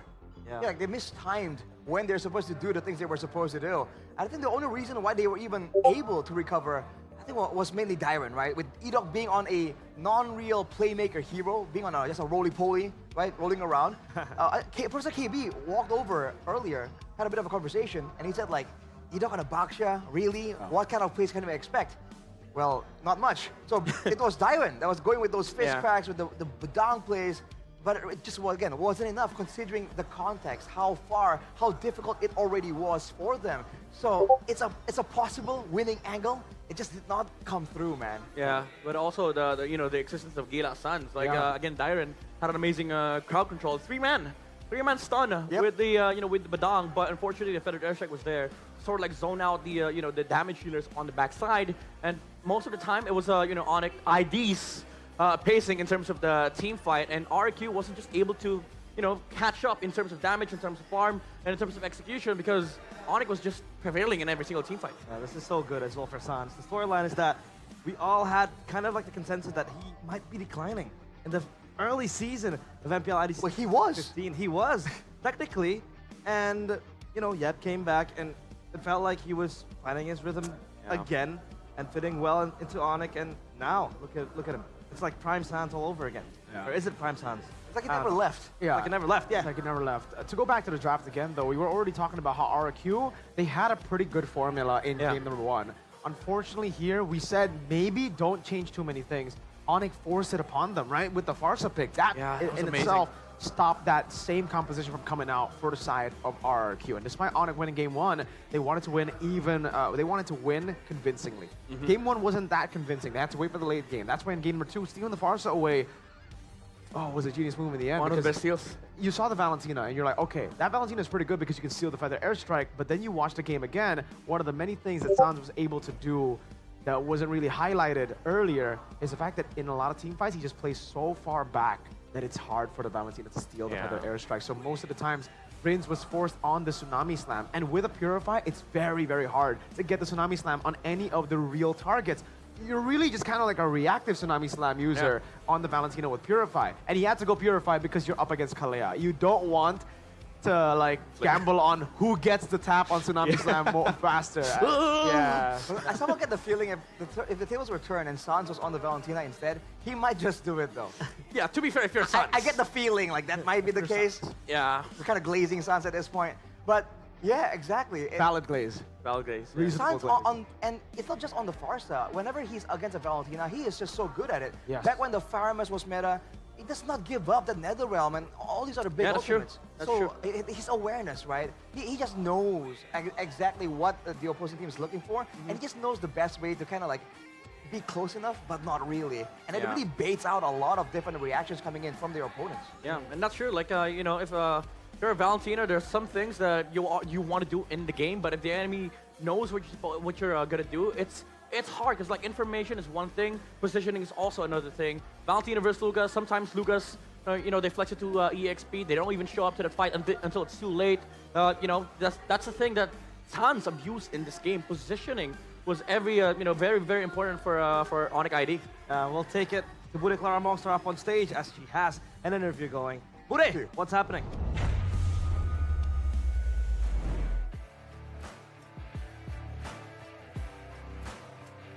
Di sini Bude berada di tengah-tengah, sedang memandang wajah-wajah dari semua superfans yang hadir di Jakarta International Velodrome.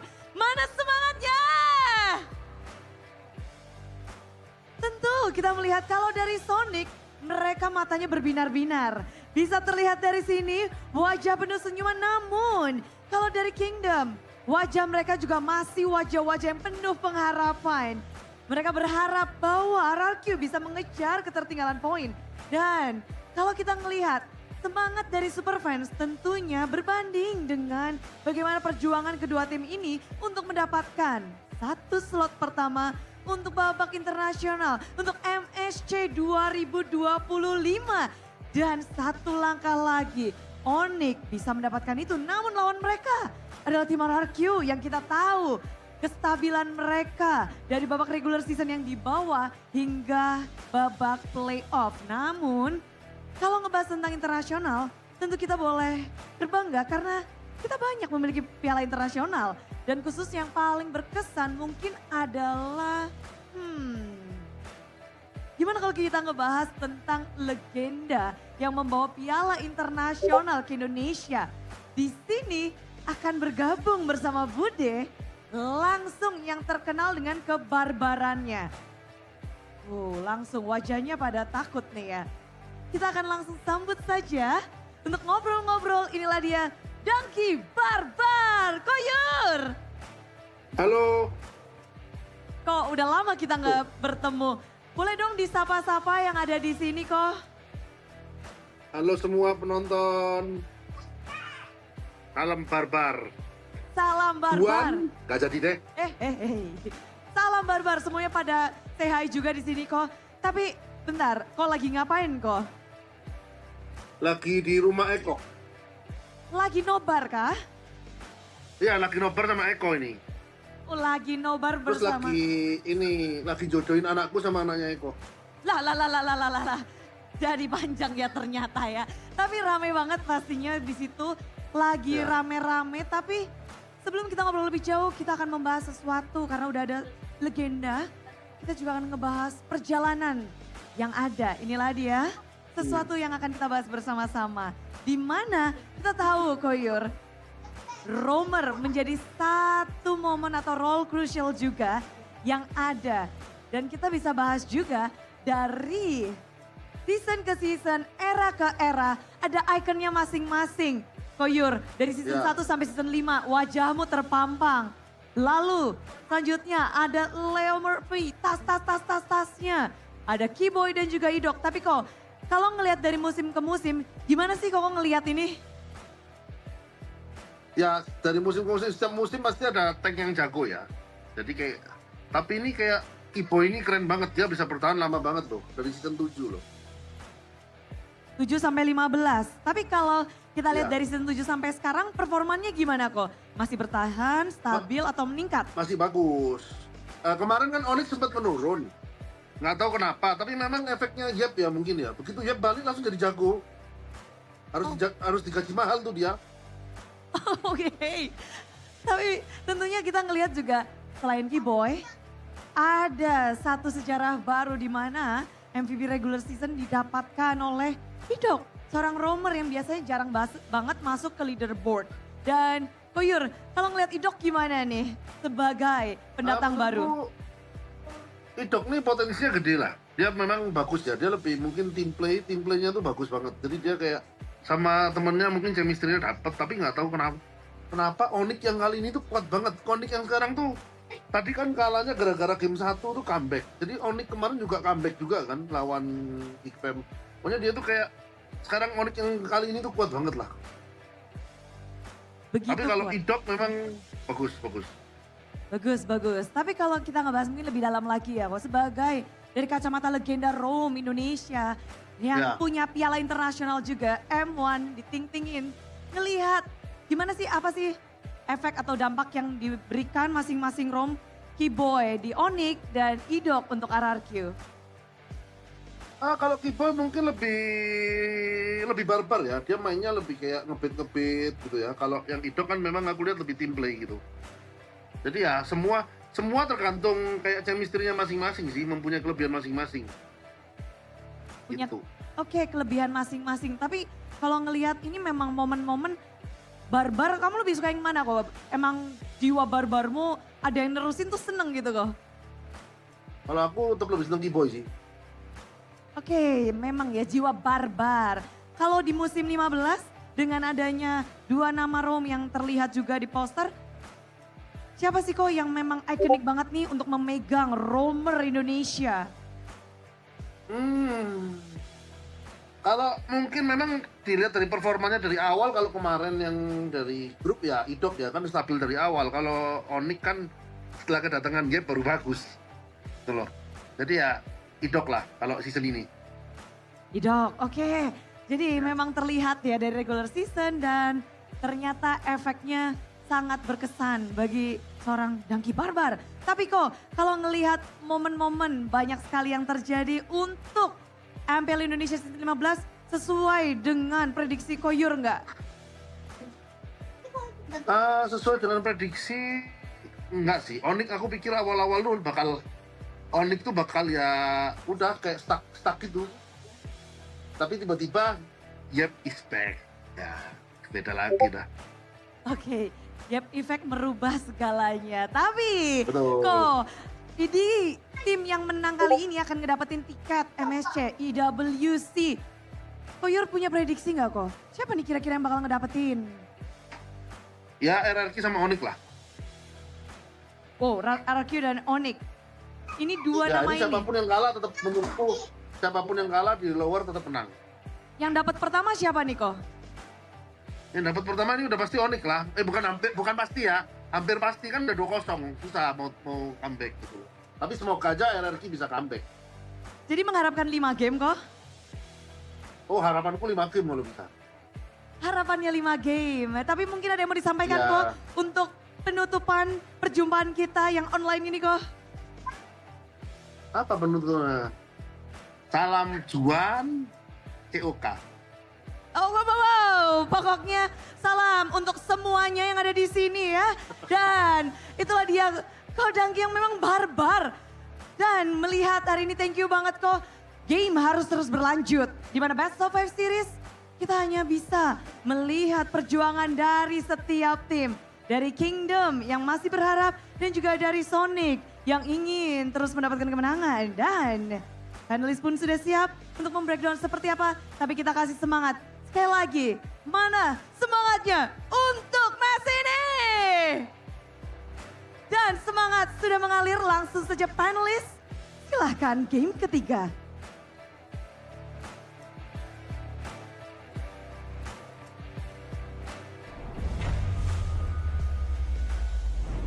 So Buri went back in time to interview an M Series winner.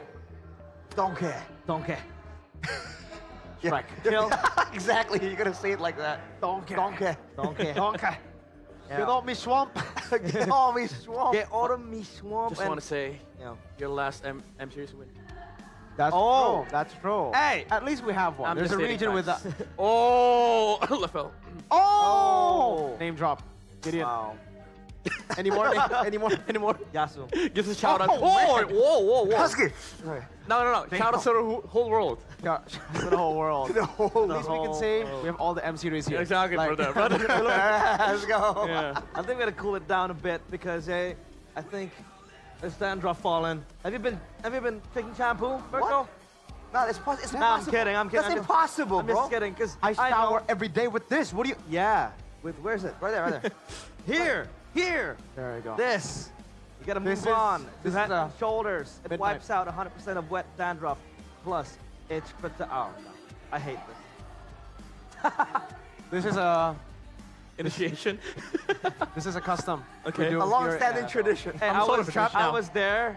Thank God, my first season there was no, Head and Shoulders yet. And then the next season I had this. constantly every week. You hold it until we get to draft. Okay, Yeah, This okay. is You gotta hold it. the signature. I'm gonna be honest though. Testimony, exactly. I'm gonna be honest. I bought one. Yes, earlier in the morning. yeah, I bought yeah, one. Yeah. Did you get this I- one? No, Yeah, mental or lemon? yeah. I could show it to you later. Okay. Okay. And then even when I was in your room yesterday, right? We ate together in your hotel room. I saw Head and Shoulders in your bathroom. That's me. That's you. That's me. What's your favorite flavor? That was stolen. Wait, That was stolen. That was stolen Oh, from? I got a snitch on Arashi. Technically, we didn't steal it, all right? The end of the regular season means that, like, everything is technically ours, right? Yeah. Like the Samsung as well by the end of playoffs. They've served their purpose, right? So I was reusing, Very cool. recycling. Very cool, very cool. Use this. I don't know if I can do that. Hey, Arashi. I had to do that for, like, I think 5 minutes, or I know, Yeah, around yeah, like yeah. 10 minutes. I'm committing. Nah. I'm committing. And let someone take a screenshot. It's just like some. I know, you know what? I know. No context. Deep inside Midnight's mind, he wants Mr. Producer to cut off to Yeah, to the draft. Zipper, Yeah. don't do it. We're going to stick here up until draft. Yeah, just want to say there's a shower in our bathroom. That's true. that's true. I can actually take a bath while we do draft. No, not in game. In game. Well, that'll be a quick one. You're like, How long do you take? I mean, There you go. See, Zipper just told us just that go. we're not going to do the drafting phase for I another think 30. for another 30 minutes, yeah. Yeah. So oh, you're gonna have to hey, hold that's- that right there. It's gonna freeze. Oh, that's what they did at the end of the regular season. They put it on in their the head. last day of the regular season, we all we put it on our heads. Yeah. Me and Alright. Eterna. All right. Even though I'm holding on to this, I'm kind of tempted to just put it on my hair. You want to do it after, like when we're done with the match later. Yeah, but it's Yeah. gonna Don't drip worry, we'll out. get another one. It's okay. Okay, We nah, just nah, fill it nah, with all a right. whole bottle. Thank you, Mr. Cameraman. But don't worry, chat. I'm still holding on to it. Thank you. Thank you. Finally Midnight. The Head and Shoulders treatment. Now though, It smells good though. game recap. It is. It does. Yi Sun Shin. Obviously, we were all surprised by that pick, but yeah, it was laid out and concisely what happened. No, just go on. Carry on. Oh, it's dripping! It's dripping! It's dripping, dude. Okay. No, it's not dripping. It's not dripping. Don't worry. Thank you, Mr. Producer, for making this off cam because we don't want to see that mess. It's not a mess, This bro. is It's between not his a mess. fingers. It's between his fingers. It's not a mess. I'll be putting this on my hair later on. Yeah, you have Well, to. Again, though, if we have to bring it back to the drafts here, Yeah. it's look at how relaxed the man is. By the way, who's the better? Oh, you really got to do it Hey, here right this now is- after that performance. Diabolical. Type the players' names now in the live chat. You guys think it's Rins Dude, this is rigged, dude. or San? After that clip, of course. That was baked fresh in our minds right now. Yeah. I'll answer then. Moreno. All right. I'll answer. The mid laner that's out of playoffs, right? Sanji? No. Moreno. Wait, Moreno. Hey, Wait, listen, wait, listen, listen. Hello? Listen, guys. your mid laners will lose at MSC, like at least one game. Okay. My mid laner is undefeated. Oh, that's true. Okay. My mid laner is undefeated in MPLPH. By the way, my Fanny has a perfect record too. Yeah. 0% win rate, 0% lose rate. Perfectly balanced, as all things should Perfectly be. balanced. That's not balanced though. Who's the better this is- Yeah, Farsight that is user? not balanced. Oh, I like man. the fans. Hey, usually when these kind of polls come out, it's, you know, broadcast native. You know, like if it's an ID, usually the RRQ votes, you know, they pop up. Oh, But not over even there, not even we ID. can see that even in ID, Sans is voted to be the better Farsight user. Hey, Now, it's equalizing now though. it is equalizing. Is it? Sans is still far. Never mind. It Rrq. jumped back. Mirko, what do you think are the comparisons between Sans and Rinse when it comes to the Farsa?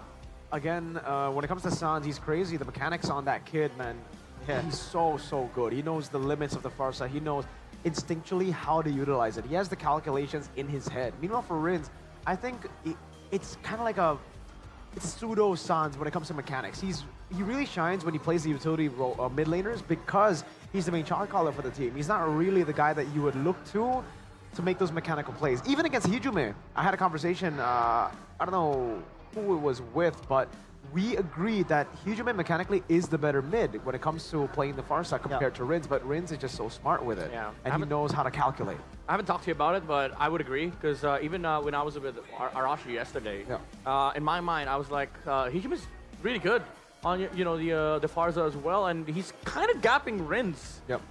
You know, in terms of the mid lane aspect, and I would say like again he's not the best in terms of like damage dealer in the mage role, but he does have like the good moments of being able to zone out their their opponents. But again, last game it wasn't really possible because he had to play against a Kalea. And now, obviously, into the drafting phase we go on what could potentially be the last drafting phase of this evening. Could be actually. And Onic, just one win away from that ever-coveted MSC ticket. An EWC, will they be able to make their way in a quick notice? But now, drafting phase presented to you by the smartphone, Samsung Galaxy S25 series. The Lucas band coming in from Onic with the Juicin and the Chip as well. As for RRQ, it's the Fanny and the Boxia.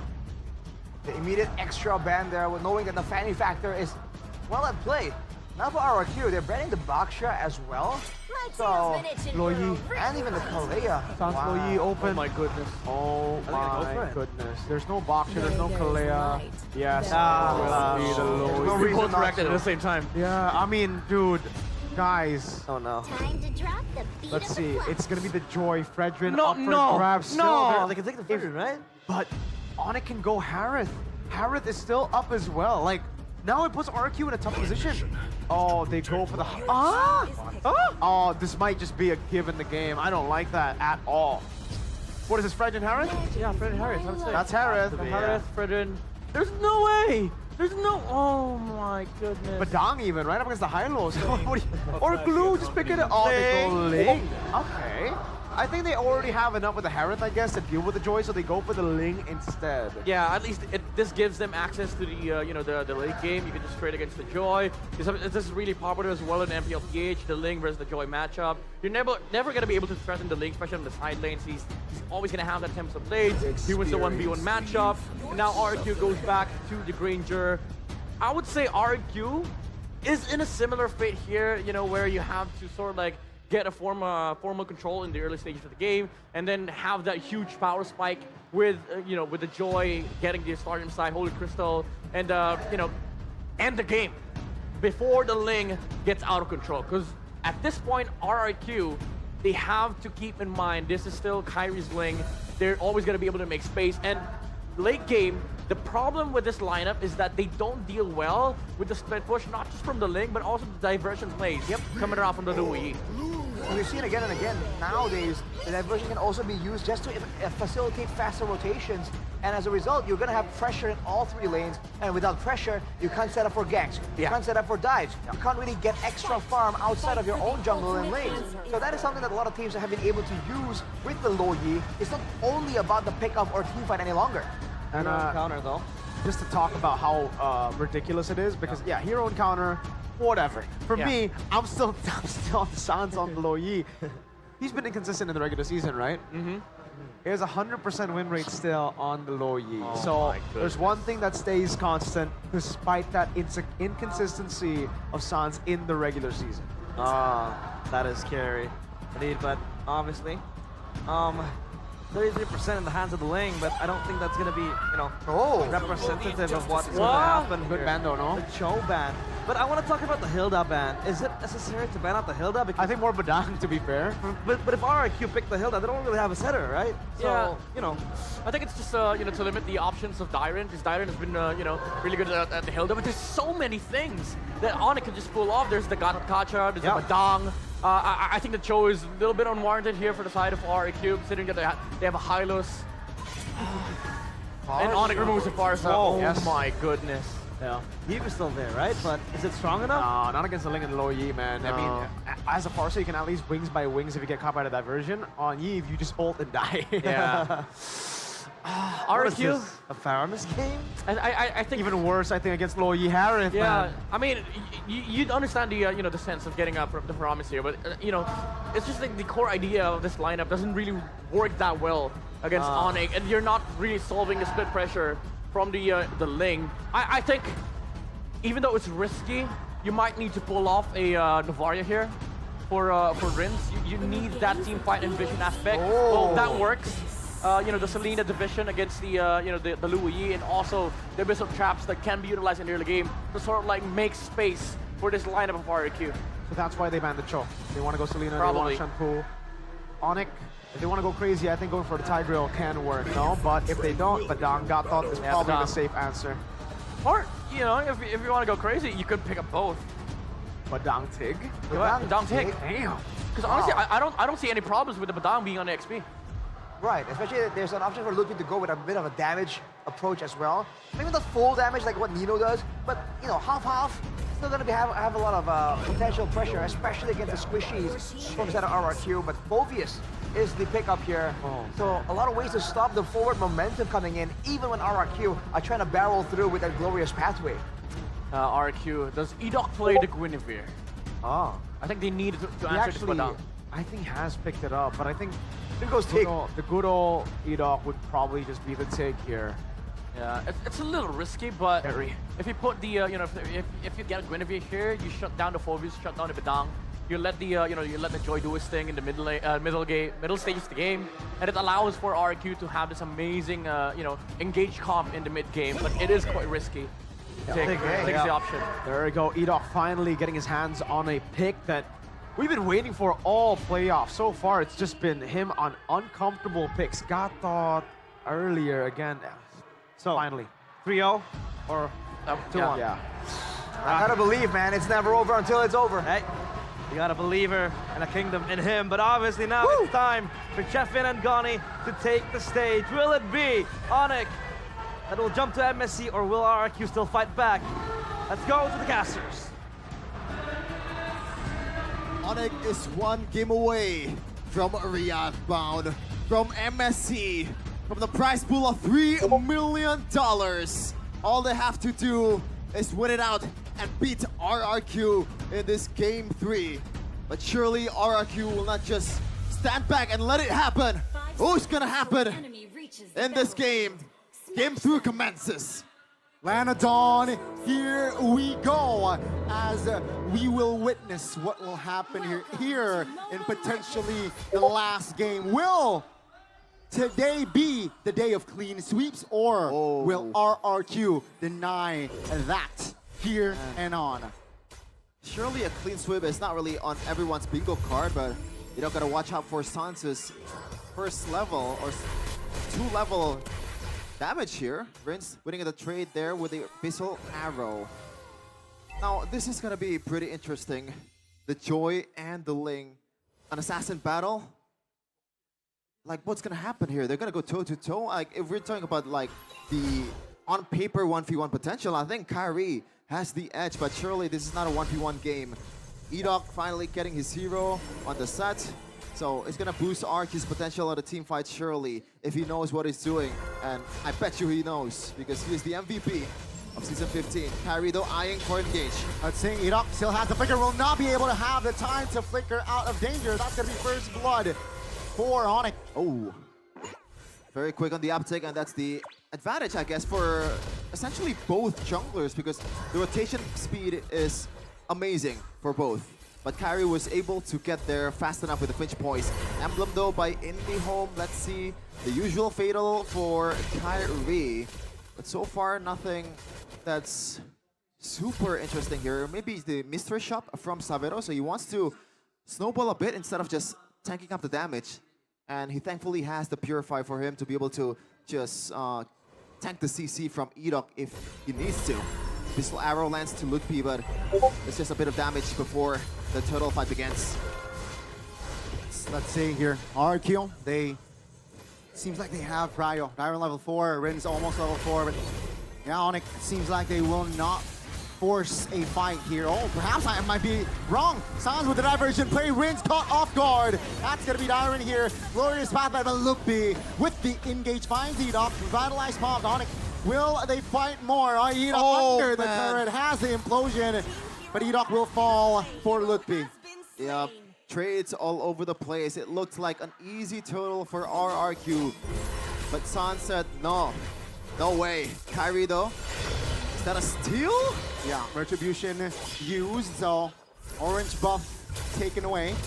Keyboy has an engage. Oh my goodness, Sujin level 6. Oh, the damage should be enough as Kai jumps in! Sutsujin finds an angle to get away. RRQ, they have counterplays here as 4 members is onto Kai, the leaded Keyboy, isolated. And this should be a free kill as a glorious pathway actually committed. Oh, no way! The cowboy shot! The minuscule mechanics actually favors the Sky Kings. Gila Sans again. What was that? I thought Rrq was making the right play, and it was the right play, trying to drag out both Sans and also Keyboy outside of the diversion area, but not enough apparently. Insane mechanics and also recognition that he needs somehow, you know, save Keyboy from his demise. But speaking of Keyboy, he is on the down once again, Gani, and we know he is 100%, yes, before this day, he is 100% on the Badang. 10 matches or 10 games he played on this hero. We saw Sutsujin finding a cheeky angle to escape Pen. San say, hey, we can do better. Let's see here, reset gold. Yeah, very, the difference is very low. The turtle will be up here soon. Let's see who is going to take it. Yeah, I think Onic will somehow use the diversion again for Sans to be able to take the bushes behind RRQ, but Rins knows what he's trying to do here. He tried to just cover all the bushes for the whole team of RRQ for him to be able to spot out this micro mechanics or macro from Onic for them to be able to catch them off guard. It becomes even harder, but Kyrie is there trying to get the total. See here, it seems like World Team's taking it slow on the second turtle take, and RRQ, they are filling and committing more in the river area. Then again, Kyrie is honoring also. Sutsujin knows this, he is a level ahead. Lutpi looking for an engage there on towards Sutsujin, and yeah, taking it slow. Uh-oh. Okay, some damage towards Sutsujin, but nothing too serious. Kyrie secured the Berserker's Fury. That's a pretty big item. Rrq getting stunned up. Oh, implosion! Yep, on towards one. Severo pops his Purify. RRQ, what will they do? Rrq, half HP, Glorious Pathway committed. Turtle half. Selena doesn't land. That's gonna be Lutpi. Sandbag. Oh! Keyboy finds a connection and 2 members deleted. That's gonna be Sutsujin though, looking for compensation. He moves back, but Onic, they will be in control of the turtle. Immediately after I mentioned that he is still 100% on the Batang, he proves that this is why he's been unbeatable on this hero. Absolutely crazy from both Keyboy and Sans in this early of a game, and that is why they're the best roamer mid lane duo in MPL history. Sutsujin might be in trouble. No purple for him. Let's see. HARGANYA, they need to at least find something trade-wise. They are behind on gold. Map control. This is perhaps the play. That's going to be the implosion. Flicker committed. 2 members caught. Tempest Blake also triggered, but nothing else. Sutsujin, half HP. Ludwig misses. Yeah, RRQ, they tried earlier, but great spacing from Onic. Yeah, this is why Badang is such a good pick here. And even the Phobias, because you have this engager, the E-Dog, even Sutsujin, is going to have a hard time for them to be able to get into the team fight, because these two are engage denier, assassin denier. It is difficult for them to make the right play when you have these knockups, when you have these cancels from the first kill of Keyboy, and also not to mention the fist cracks that has been on point in this game. It's 1v1 once again, Sutsujin and Kairi. This time Sutsujin will take on a jungler, not like the last game. Seems like they will not commit on towards a 1v1 just yet though. Yeah, both teams taking it slow on it. They know that they have prio here, 2k gold top lane. Almost, right? Almost taken down. So, yeah, map control. It's all blue for now. Yeah, and I'm not sure if RRQ wants to contest this. Yes, they have the tools. And if Rince can land a hook or a good abyssal arrow, and that would be a difference maker before the team fight begins. And there you go. Sutsujin is just gonna split and try to get the bottom turrets, the first tier turret for himself. And I think that's a good move, knowing that RRQ is at a massive disadvantage in this fight. See here, Kairi pushing bottom side, but hasn't really shown. So the fog of war here, playing it with it. There you go. That's the show from Kai. No real call just yet here from RRQ. Keyboy spotted out, taking it slow as the turtle will shift, and it becomes a lord. I'm not sure if I saw it correctly, but I believe Kairi picked the magic shoes in this game. That's so weird, considering that he's up against a Selena and also E-Dog. I think extra CC immunity will come in handy if he's ever, you know, get stunned up for a long time. That would be a difference maker. There's 25% of CC immunity or CC reduction should be something that he's looking for.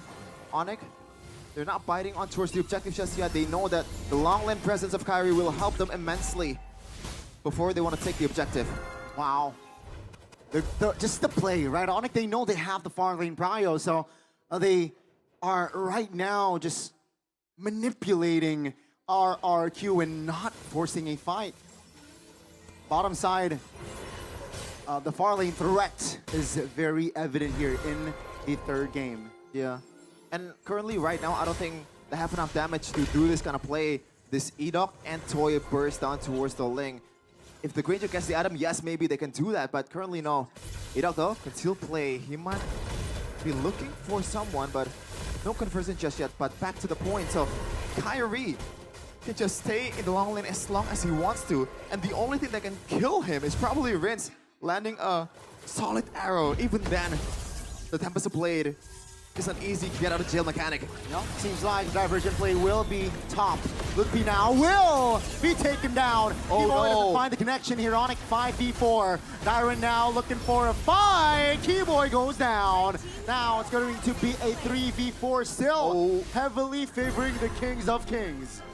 Okay, good one there from RRQ, knowing that they can use the initial stun from the Hylos to combo it up with the Abyssal Arrow from Rince.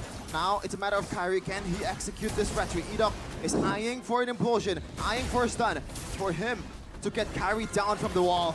Severo is still in the vicinity. Time now. Juicy target. Shaman Force popped. That's E-Dog finding the implosion play.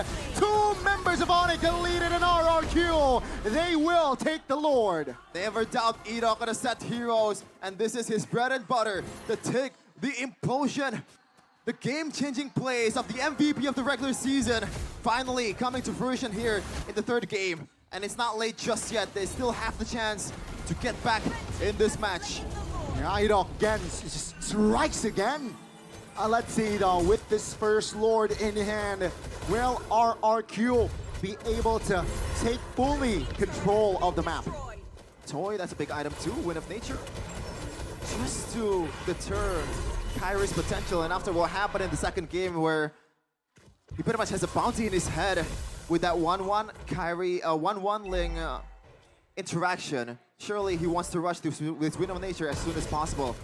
Looking at the whole thing though, let's see if there is something that we can discuss here. So far, it's nothing too crazy. Edok maybe not having that fleeting time is a bit interesting. He wants to go for more tankiness, knowing that, you know, he's gonna be one of the two frontliner of RRQ to take the beating, to take the front to back from Sans and Savero in the front line, and he rushed the Radiant Armor.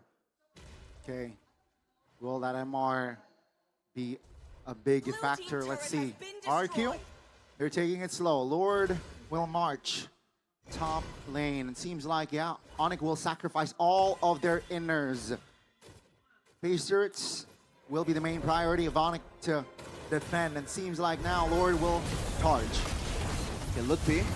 Didn't get arrowed. That Savero, look at the wave clear. That is immense. And RQ will just back away. The Abyssal Arrow lands. Nothing too much HP. Base turret top is not looking too hot for Onic, but at least they have defended. Seems like the inner turret bottom side though will still stand, so that's a plus. RQ, they will siege more as a mid and top enters the vicinity.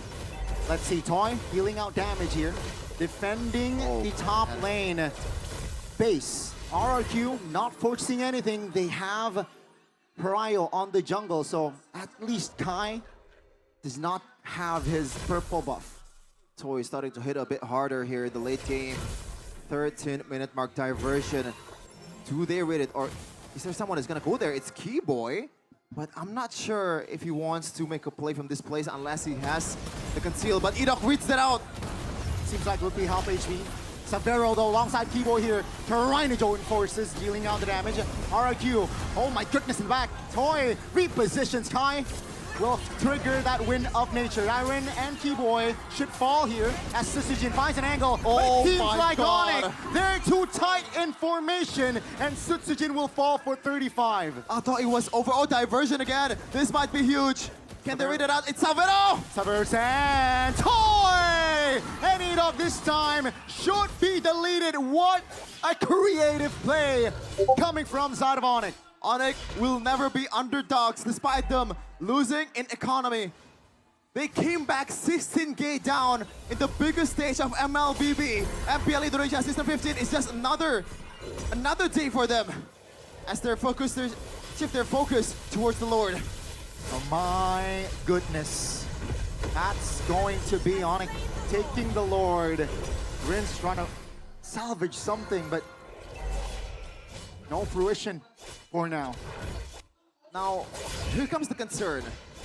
Renz, on this kind of situation, he's not that useful. The wave clear is not there. Unless he lands a perfect arrow to the perfect target, that's the only thing that Renz can do. But with the level of focus that Onic players has and the mechanic that they have, I'm not sure if he's gonna be able to land those, especially with the fact that Renz will have limited room for him to be able to, you know, shoot these arrows, because the map will slowly but surely be leaning towards Onic's side.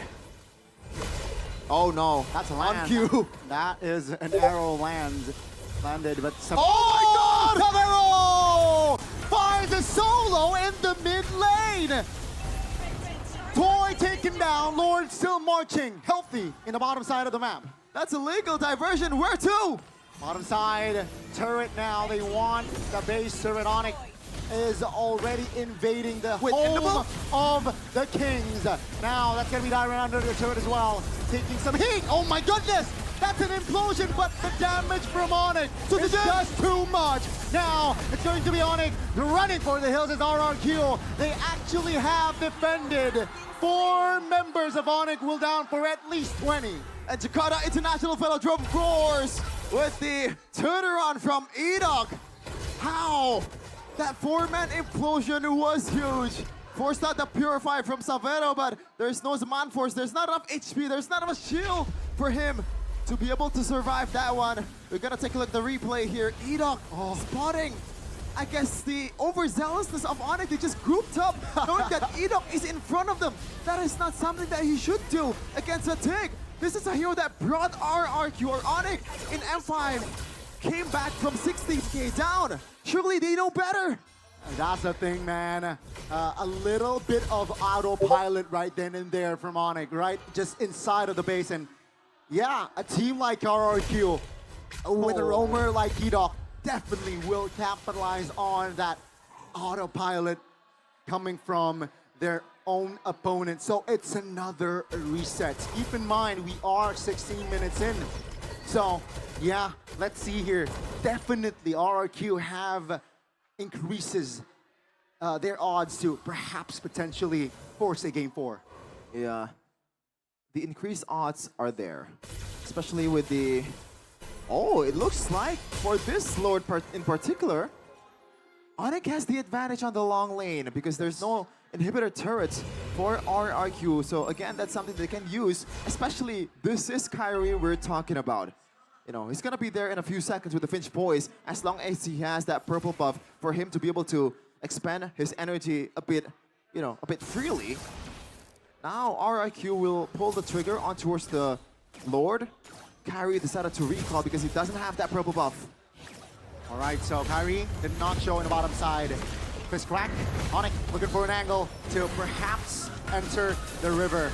That's the winner crown trigger. Oh, Lupi very low. He will be broken down. That's gonna be Sans flickering out. Though Savero taking out RRQ. The Kings of Kings have answered back. Kai finds a shutdown, but RRQ, they are moving forward as again 3 members will be down and out. Only the dynamic duo of Sans and Kibo can stop this avalanche from RRQ. Can they do it? Long Glorious Outplay committed. Sans stunned. That's gonna be Toy focusing, locking the turret. And ladies and gentlemen, this is not the day of clean sweeps. We are going to game 4. Oh man, oh man. All in the back of Edok. MVP. Say it. MVP. With some MVP performance. What a match and what a performance from this guy right here. The sophomore is carrying RRQ to a W and to prolong the series to game number 4. Oh my God. RRQ answered back and the kingdom erupts. Jakarta International Velodrome. A burst of momentum for the King of Kings. They're up against the Sky King, but there's a reason why they have the moniker King of Kings. They can't take down these teams. There's a reason why they are the #1 in the regular season. The consistency and also the composure for them to be able to stay in the course, believing that they can achieve this and come back from a difficult odds.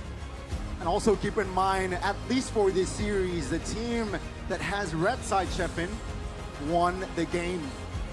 So I think that will be something to keep in mind.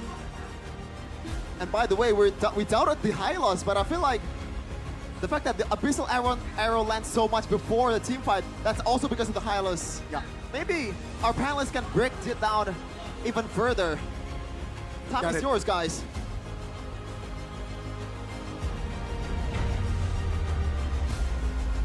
Rejoice Oh my the kingdom. God. And if there's someone, a single player that the kingdom can pin their hopes to, it has to be Edok. Do I have an Edok card? Look for I don't think so. But dude, that is why Oh, yeah. he's Oh, the GOAT, you're man. unlucky. That is why he's the GOAT. Oh The GOAT. man. Oh dude. Yeah, this guy, obviously. There's a So reason, good. realize we called the Tigreal. It's like, Yeah. all right, they lost in the draft. They need Edok to go Great on a equalizer. Franco or Tig, and they got, oh man, what a... They what a player. needed. They needed that one moment, They did. right? That could turn the team fight around. That one big ult, which by the way he did on that possibly what was a last defense. Yeah, that was an end angle for Onic. And then Edok. But So you were saying Edok happened. he walked into position. Here. Yeah, there, here. This one. So he went and flickered in. Oh my. Sans sort of walked in too. And Onic did not expect that set because, you know, he waited for at least 0.8 more seconds before he went inside and get that found that set. I'm speechless. I'm stuttering because I'm stuttering. Not stuttering. Dude, stuttering. Because I couldn't believe Edok pulled off that play. Yeah. I can't talk that well right now. I may or may not have been jumping around yelling when that happened. Yeah, the whole place erupted. The roof went off and Arashi was just screaming on top of his lungs. But the MVP, the player of the game, it is, and it has to be Edok, presented by the official tournament smartphone Samsung Galaxy S25 series. And yeah, that single implosion at least. But aside from that, anything you can highlight that Edok did in the entire game? Well, he was doing a good job screening for potential dangers, and several times you saw very, very clutch intentions behind the sacred hammers from Edok. But unfortunately, Onic were just doing a great job mitigating a lot of those big moments until later on when RRQ were able to find some trades off and they're able to kind of match when it comes down to the damage output. That's where Edok really started coming up online, dude. He was just so patient the whole time. Before that, I guess knowing that there was something they could have done anyways, but dude, that's it. And it turns out, right, I mean, usually when you're up against Edok, it's so easy to just say, all right, let's go Purify, let's deal with it. Yeah. That's why the Selena pick ended up being really, really good in the end, right? I mean, at the start we were thinking, all right, why Selena? Turns out it was a setup for Edok to get those implosions. Before that fight happened, the one where the implosion landed on two, both Severo and I forgot the other guy. Oh, by the way, crazy Severo assassination here. When this happened too, the Purifies had already been baited out, you know, from Severo, and it was just, well, in the end he actually did it, but like before that, the turning points when they were able to slow the game down.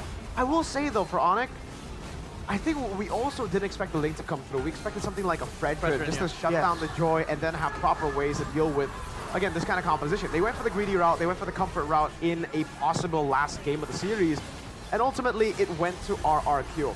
They can't let their guard down like this. They gotta stay consistent. Remembering, again, RRQ, even though we have seen them kind of neutralize in game 1 and 2, they're still #1 in the regular season for a reason. Edok and Dairon. Actually, 2 reasons then. Yep. I have to give a shout out a bit more to xixixi as well. Like we said, on the Joy, this guy just is a bit better. He's not the clutch kind of player like we were talking about. He's still the same kind of more hesitant kind of jungler. But you saw that on the Joy. There was that one escape against Kyrie that was very impressive. And even in that final fight, he did a great job just actually outputting the damage and zoning out, dealing damage to the whole backline. Even though in the end he missed the final dash, and you know he got picked off against Kyrie. But you're seeing him just perform so much more, so much better in a clutch factor as compared to the other assassins that xixixi usually brings to the table. Yeah, weirdly enough, it doesn't brawl in Joy. I think that's why xixixi Joy works for RRQ. Like, you know, they learn to play the game in a slow pace. Not really slow, not sluggish, but they find their timings. And I think for RRQ, this is very important. But for Onic, this is where they got sloppy. This is very similar to how RRQ played game #1. They just got sloppy in the you know, the later stages of the game. Dairon getting picked off in front of the Lord, in front of the bush, where you know the Hylos was checking, used the glorious pathway, the arrow hit. And that's where, you know, the game started slipping off for Onic, because even Kyrie couldn't hold the side lanes anymore because RRQ was forcing the issue. Yeah, that base might pick up though by Sans. Did he really need to survive with that emblem? Was sustainability necessary for this Loyi? Yeah, I think at this point it's a pretty common spell, or sorry, not spell, common emblem to take right now. The Brave Smite over, you know, just damage dealing, because on the low Yi, especially up against a very aggressive composition like this from RRQ, you do need a little bit of survivability, especially in the early game. I just gotta give props though to RRQ for playing that game well, because despite the fact that yes, we didn't like the Ling pick, there were some picks that we thought would come out, like the Tigreal to deny Edok. RRQ just played a good game. Actually, Edok played the best game of MLBB. Here, I think throughout the series, out of all the individual players, despite Sans going and getting a crazy individual play last game, Edok, this is the reason you want to take away the playmaking from him. You want to just put him on the Hylos, on the Gatok, on the Baksha. No, for your opponents you do. You want to put him on the Hylos, the Gatok, the Baksha. Don't put him on the Tig. If you're his opponents, if you're RRQ, Keskewed, he finally, I think it clicks now, he's like, damn, we really got to go back to the regular season. We've been throwing out strats that we've been hiding. There's a reason. Yeah, I think this is you know, comfort for RRQ. This is where they thrive. on a lineup such as this, you know, you perfectly realize what the timing is. You play for the late game. You let the you know, the Selena and the Tigreal kind of sort of like control the early to mid, and then when you are in fighting shape, you execute to perfection. And I think for RRQ, this is where you know, the coach comes in. All right, that's a good play. I like that he didn't panic. Because honestly, keyword there is not panicking. You saw when Edok tried to roll over onto the link when Kyrie contested for the Lord, he didn't even use Flicker. He just let Kyrie waste his energy. And when they saw the link had no energy, he went for that crucial, you know, ultimate onto the backside. Yo, by the way, do we see 2 Sky Piercer builds for a toy? Or is that a mistake?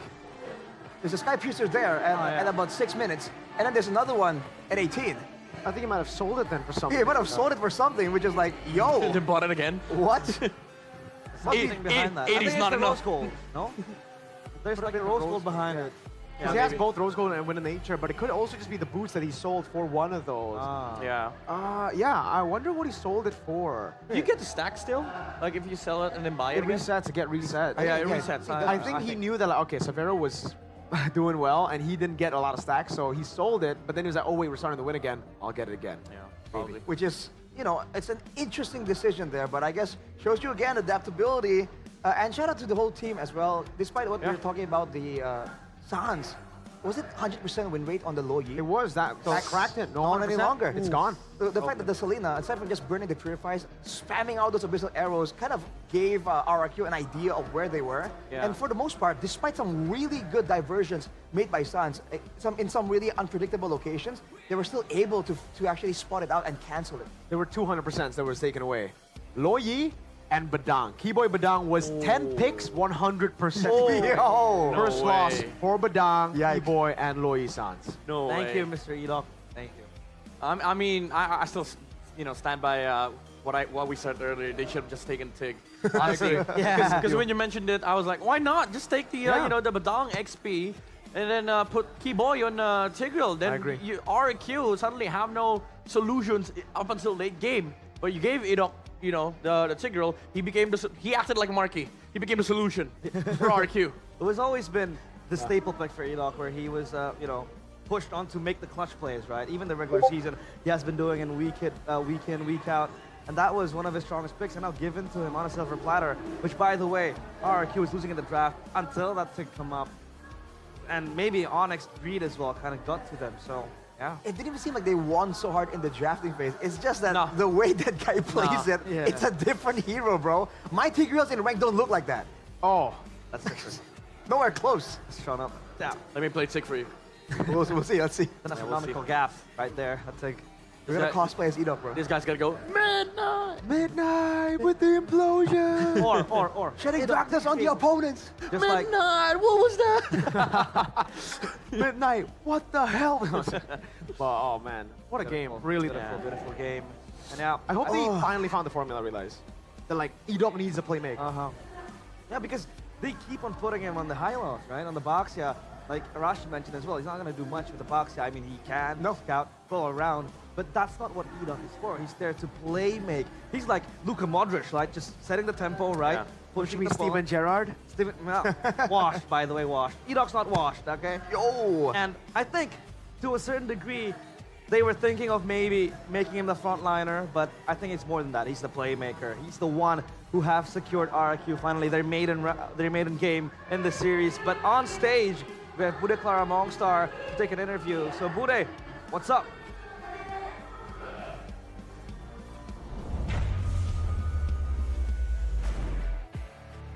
Yes, Bude di tengah-tengah sini sedang menjadi saksi juga nih. Kira-kira siapa antara Onic dan RRQ yang akan mendapatkan tiket MSC at EWC 2025.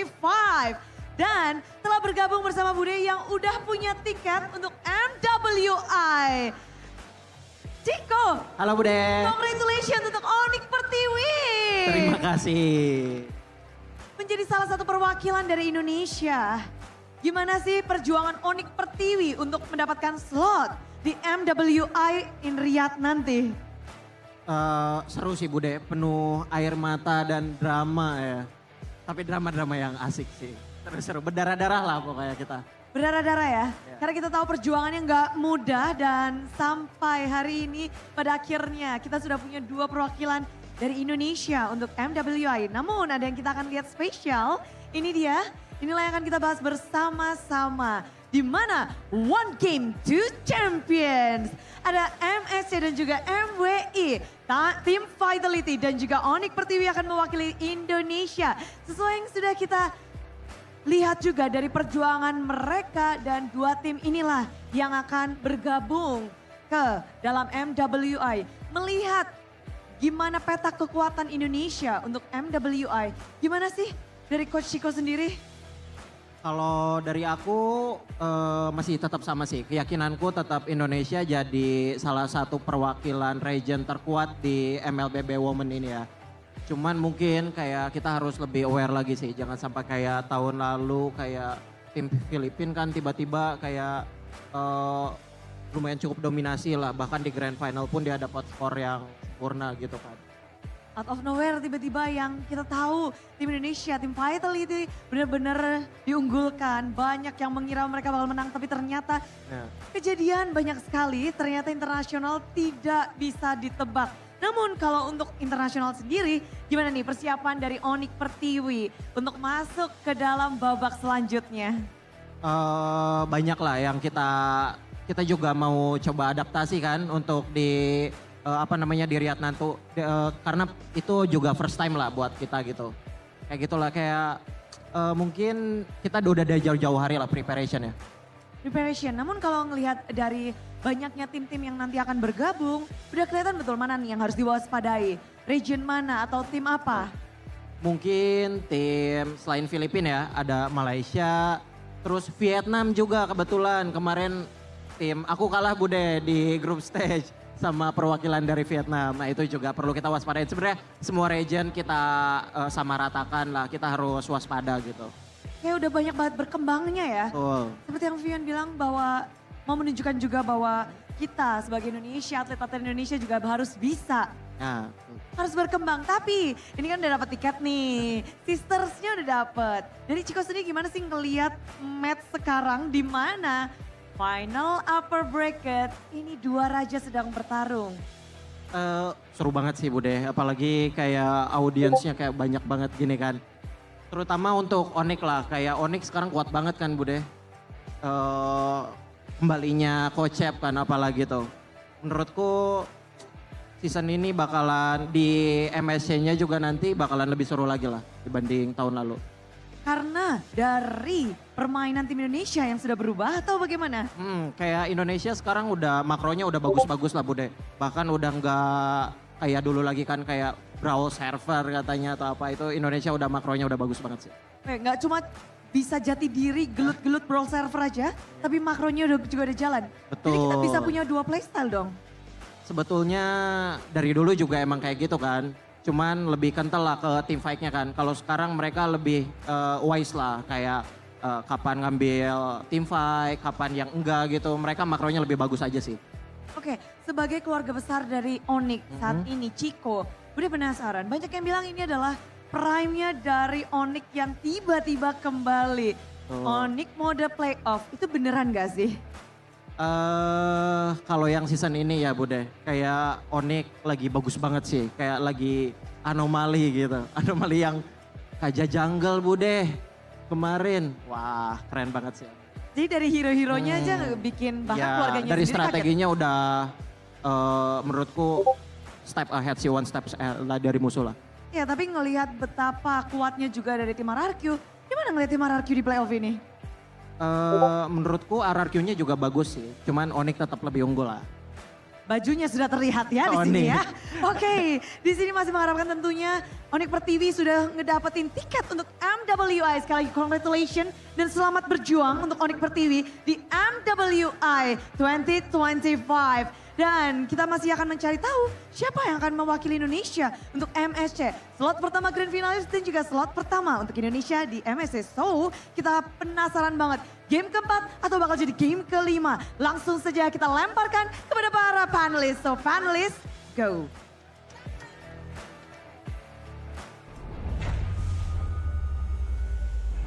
Thank you, Uday, Clara, Mongstar, and Chico. Chico! Who is currently the coach of Onic for Tiwi, which is the female team for Onic, and he was ex-Rebellion coach. Ex-Rebellion, by the way. Ex-Navi, but... Wasn't he in Malaysia for a bit?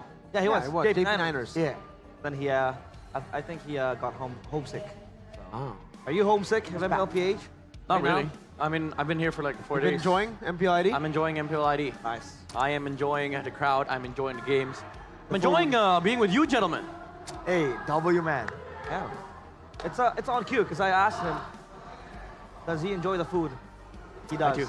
We're having sambal, Head and shoulders earlier on. And by the way, you had this, right? Yeah. Just yesterday. It's so good. Tequila food, this is next level. It is Yeah. amazing. Obviously, this is the food that you want when you're hungry and you're lazy. Not to cook up some food, you can just grab tequila food. Yesterday, we tried out the sablak and also the baso achi, and it was bussin'. We had it again today.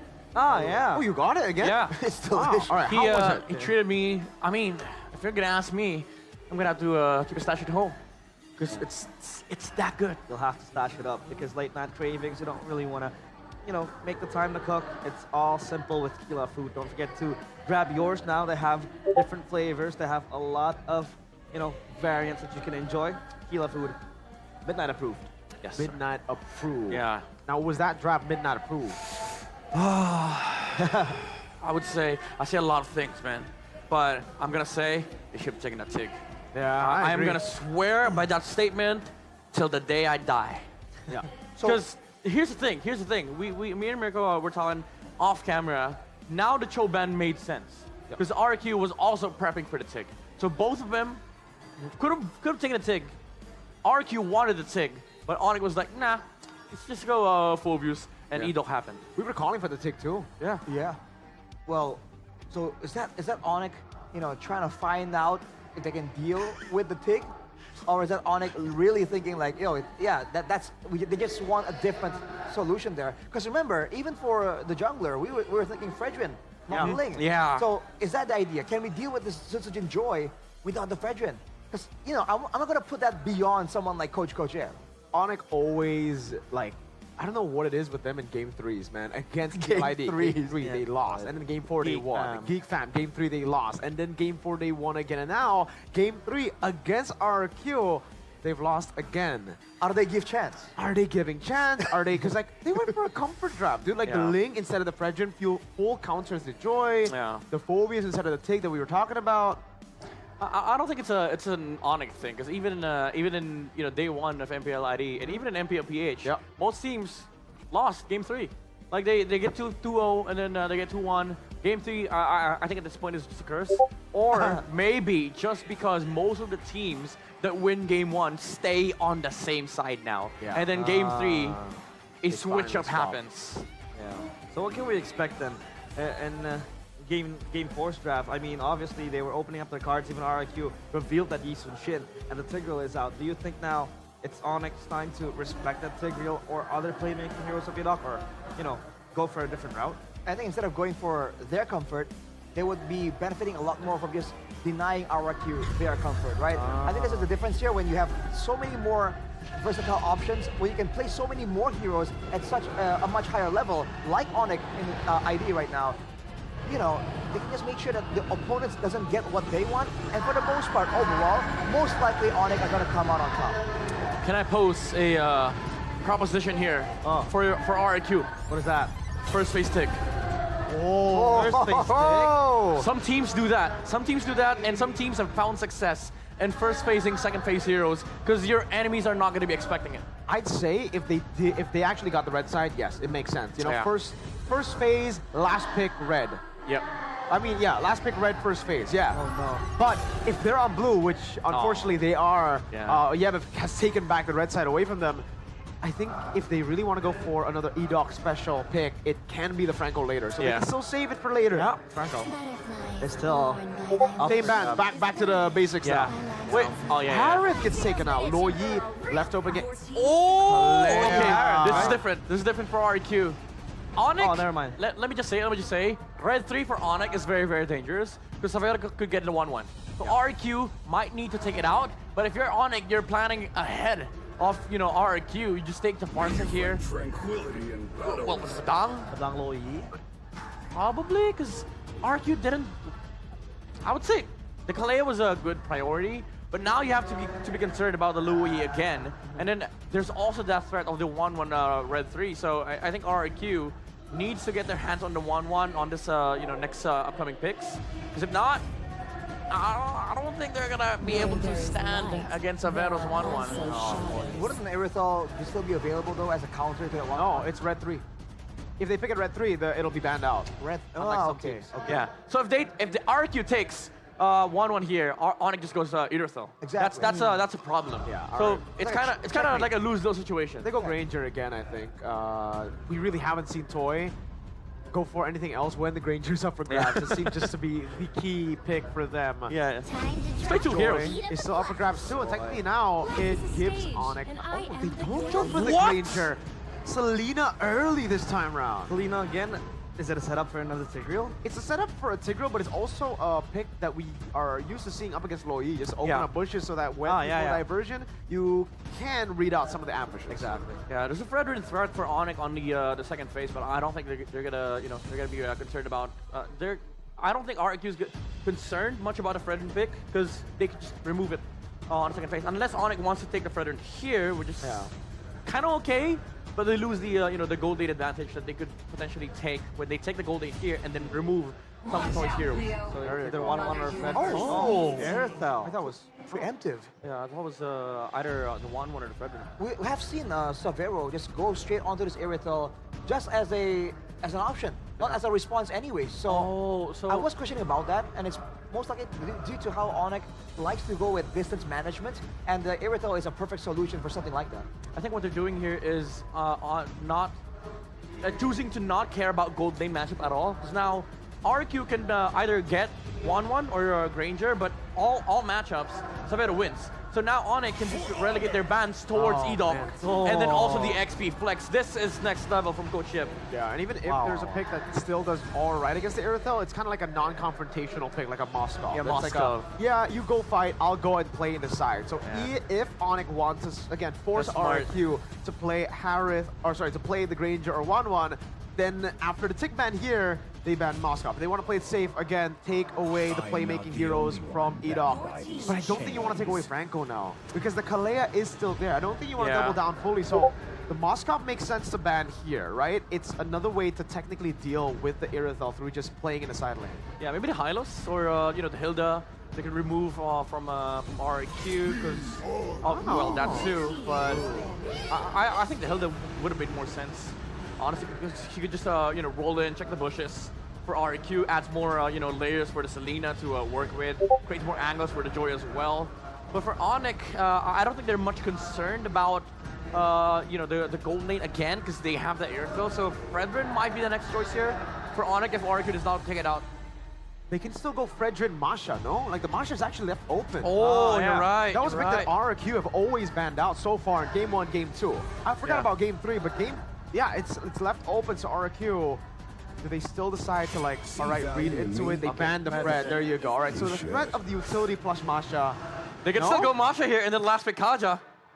Wow. Oh, Kaja? Oh, against the Joy. Yeah, even though there's a Selena, this is not roam against Kaja. the Kalea, though. Yeah, it'll be good against the Joy technically if the Joy walks up, but if the Kalea is the one who goes in first, then the Kaja with the low Yi. Yeah. I see it. But then Onic will be inclined to play. It's still okay. Early on the kickoff, right? So thing is, like Onic, if they take the Masha here, it could potentially set up the you know, the Kaja, but I think the best answer here for RRQ is still the Hilda. Like, you just have a walking hero that tanks everything on the side of on Onic, and also it's a Dyron special. Oh, they rushed it! Midnight! They rushed, bro. Doubling it RRQ, down. if you don't take Hilda here, I swear to God. Whoa, Midnight with the call, and now it's up to RRQ. How do they want to respond to this? You need somebody that just wants to die in front of the Kaja. Hilda. I mean, not really die in front of the Kaja, but suicide himself. Let's see. Someone who's tanky, someone who can maybe survive if possible, right? The Hilda does fit the bill, you know, with the movement speed, the shielding, the regen. Hylos too. The next best thing would be something that, you know, deals with, that can run with a regen, revitalize. Yeah. To try to just buy some more time. What do you go for Dyron? What do you go for gold? That's the question. Granger, Bruno? Experience the youth. Still the Got Granger. Back to the roots. Wow. Double G's. All of them die to this combo from Onic. So Yeah, I agree. Sure, Masha then? I mean, Honestly, if you want to get greedier out, go Julia and Kyrie. Wow. go Julian on Kai, Kaja on Keyboy, Yeah, and then Badang XP. yeah. Insta kill button with the Julian. We have seen in the past as well. Yeah, Go they for the go normal back to Masha. that. There you Still go. the same.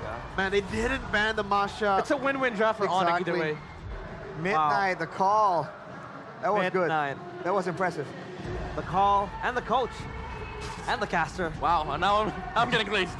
But it's Kyrie that needs to be glazed in this game. Yeah. And now 100%. it all comes down to this.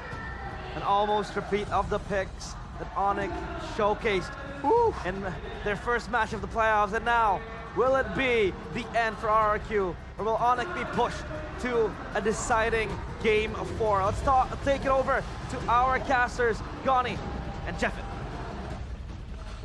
Second appearance for the Kaja, and two of them are Kyrie's in the playoffs. Onic, they got what they want. The ingredients are falling into place, but RRQ, they stick to what works in game number 3. We are on to another match point for Onic. Can RRQ force a game 5? Ladies and gentlemen, we are potentially a game away again for Onic to secure the grand finals and to secure themselves a spot for MSC. Let's watch and enjoy potentially the last game. Yeah, some good points being raised by panelists about the Kaja. Yes, technically it does counter Sutsujin, but that is if... Okay, Keyboy getting jumped on, still has the flicker. That is if they want to go for a dive. Other than that, like, you can't really engage on your own first. I guess you have the Luoyi, but you don't have the chip, so maybe they will make use or full use out of the diversion, and Sans will be the pivotal member of Onic in this game. Looking at the emblems though by IndieHome, it looks like Kyrie is going to use that support emblem. Irok didn't get the turn on towards Sans. For now, it seems like it's just both teams touching and going. Pokes around the board. Keyboy no flicker for that first turtle, perhaps. That's already a sign for Onic to not fight for the turtle. But let's wait and see. Sisujin yet level 4. Kyrie as well. Oh, okay. Kyrie finds that green camp. Yeah, for now, it's just both teams trying to poke each other out. Yeah, Rince has been quite on point. Cheeky cancel by Irok. But yeah, he's been pretty much handling all the bushes for RRQ right now. Gotta watch out for some of these arrows. There's a few people, there's a few players that can make the Selena work.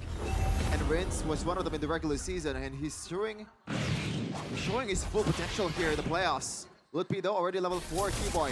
Hasn't secured it just yet. And Onic will force to concede the turtle.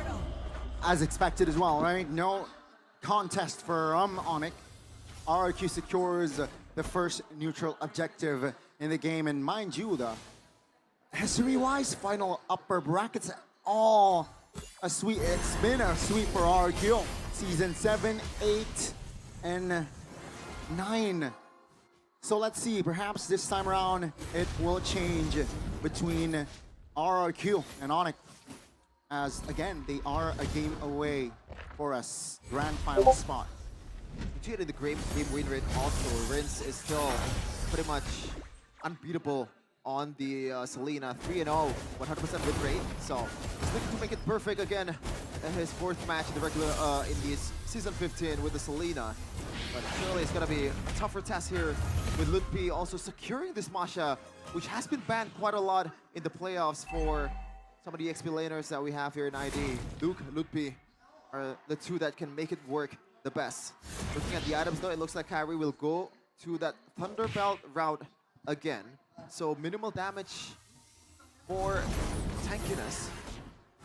But again, necessarily. RRQ, if they don't fight, I think it's gonna favor them because suxixi will just farm up much better than Kyrie.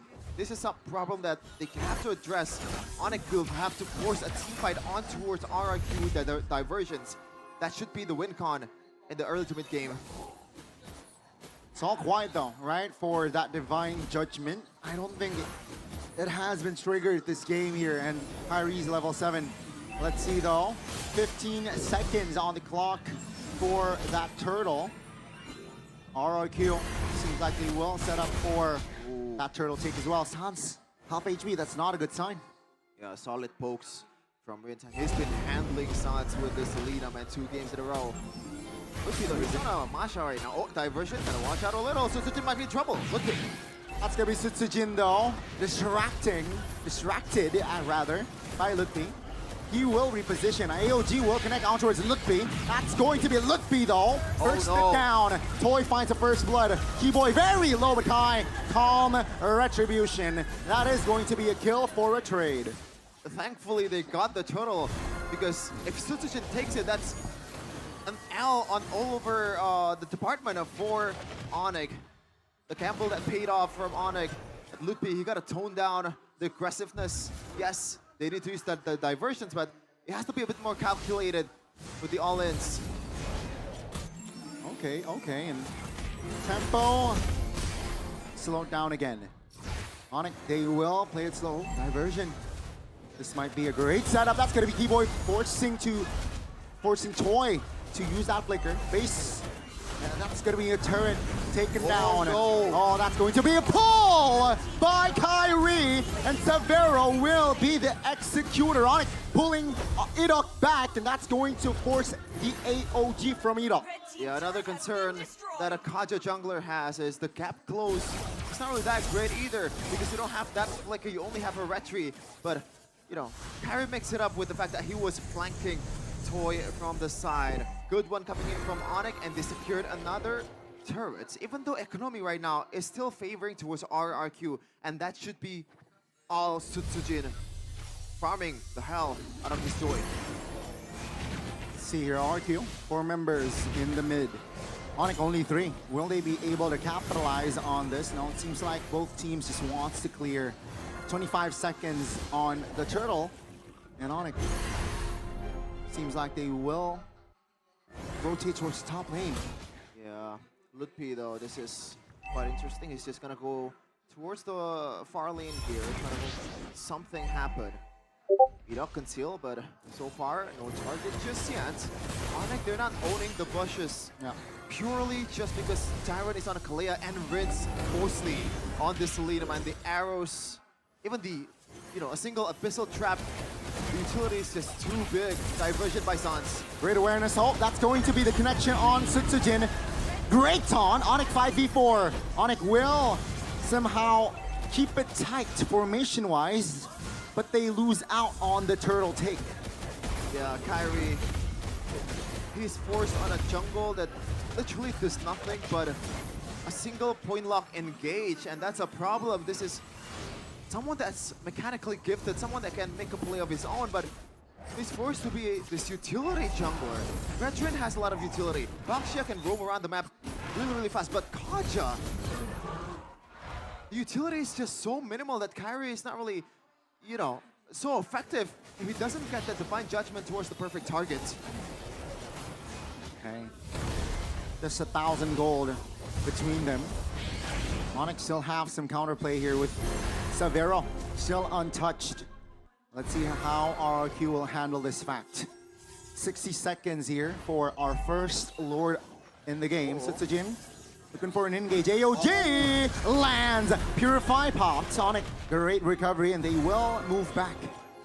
That is why you use the Purify onto the Airthel, man. The arrows and the AOGs from Idok. That was a good punish, but thankfully Severo still has the Purify. But also good use from Onic, though. They're not really down by much. Oh, Tsunami Slam on towards Tyrant, and he is out. Another Sky Piercer stack from Toy. RRQ playing it very well. Structured, patient. I like it. Onic, again, suffering a loss. But then again, it's just Keyboy, the roamer. taking it slow. As long as Severo is able to farm, I think they will think they are A-okay. Diversion towards the mid to reinforce the threat coming from RRQ. But yeah, so far, it's just 5 kills in total. Yeah. Almost 9 minutes of game time. Especially for Onic, a team that feeds off the early game, just want to dominate the early to mid game. This is something that's quite rare to see.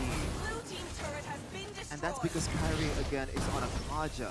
They're not gonna be able to be as dynamic as the prime Onic that we're seeing, especially with Chip.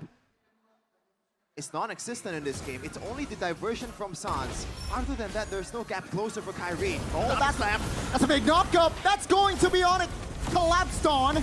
RRQ looking for angles. Kyrie still tanky enough, but in the back side. It's going to be Lupi taking one down. Kyrie very low. Toy claims the kill. Sutsujin very low and taken down. Severo finds the kill, but it will still be RRQ taking 3 down. God. RRQ got away there because they took a fight in that tight position, a position that really favors Sans by quite a lot. But thankfully, the frontliners are frontlining for King of Kings.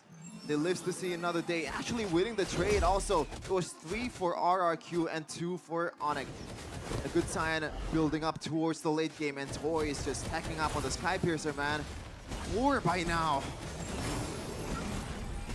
Things are definitely not looking good here for Onic, but it seems like they want to contest. Diversion for, okay, they send Keyboy. Toy is in that area. Taunted, oh my goodness, everything put on towards Keyboy. That's going to be Rins. Distracted, Kyrie secures the Lord. As RRQ now, they will shift their focus on taking Lupi down. They will get it, and that will be Onic though. Still claiming the Lord. Oh, risky again. Thankfully, Kyrie is as good as ever with Retribution despite him being on a Kaja. That was a big gamble from Onic. Thankfully, they didn't just overreact from the fact that Keyboy is getting picked off. Lupi was in the back.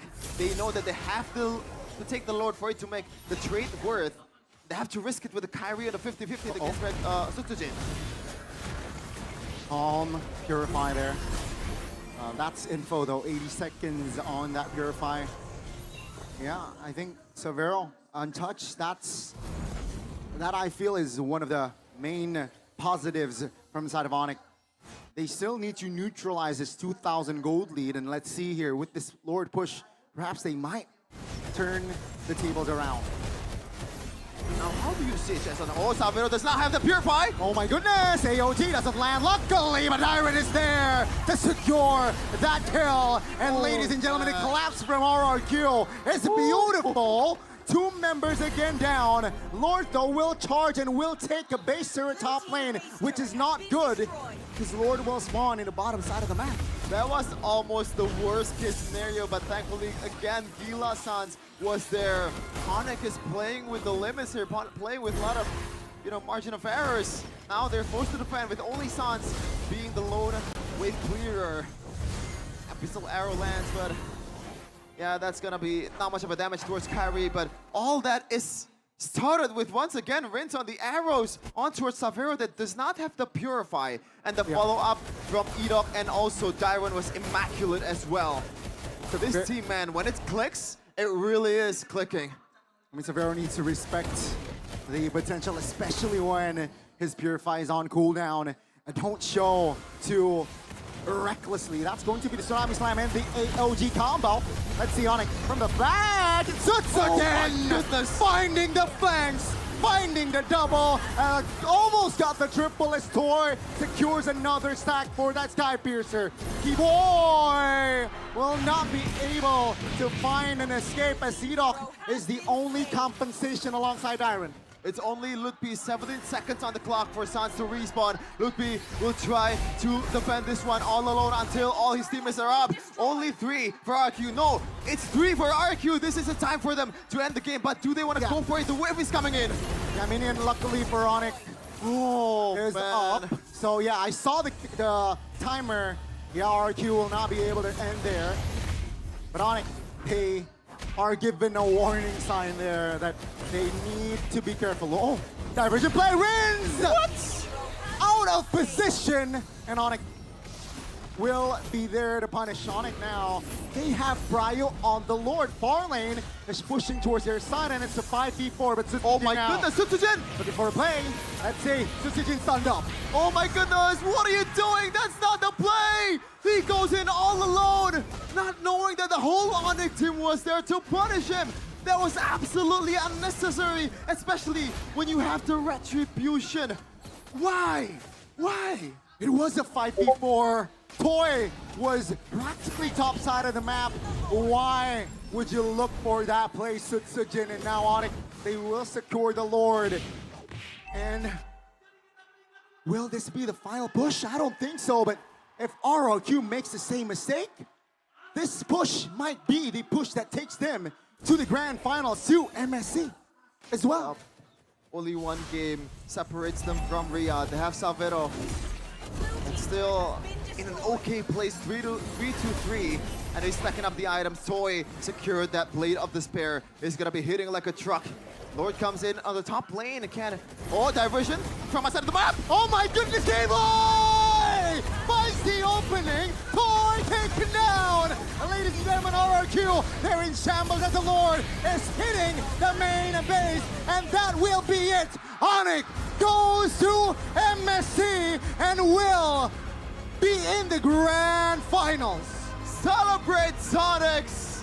RRQ fell asleep for just a sliver of second, but Sans in his Gila form, truly a maniac. What a play to end the game, and what a way to come back from a sticky situation. 3-1 from the yellow porcupines, and the kingdom is theirs, at least for now. They secure a spot in the grand finals, and they qualified to MSC. Boy, oh boy. Wow. The Sonics are definitely up for joy. But that diversion play, Sheffin, that risk, that gamble, Toy deleted, that's just, yeah. All hell breaks loose and Onic takes the game. Oh man, you mentioned something about joy, Connie. Yeah. But I feel like the joy killed them. Sutsujin, that was a very, very questionable push check. It's a joy against a gacha. You have to somehow know. Yeah. Like, Yeah. why? I still don't get it. I'm still speechless on that attempt. That is something that they shouldn't have done. But once again, Onic will just fist bump it out. Yeah. So officially for the first time, the upper bracket finals kings, which is RRQ, especially against Sonic, they will go to the lower brackets where they will meet with Geek. This was the final push, the diversion play. Oh, beautiful, beautiful harmony from the yellow porcupines. We're gonna hear a word or two from the winner and see how they feel with the fact that they've secured a spot in one of the most prestigious tournaments in MLBB. Onic, welcome to MSC.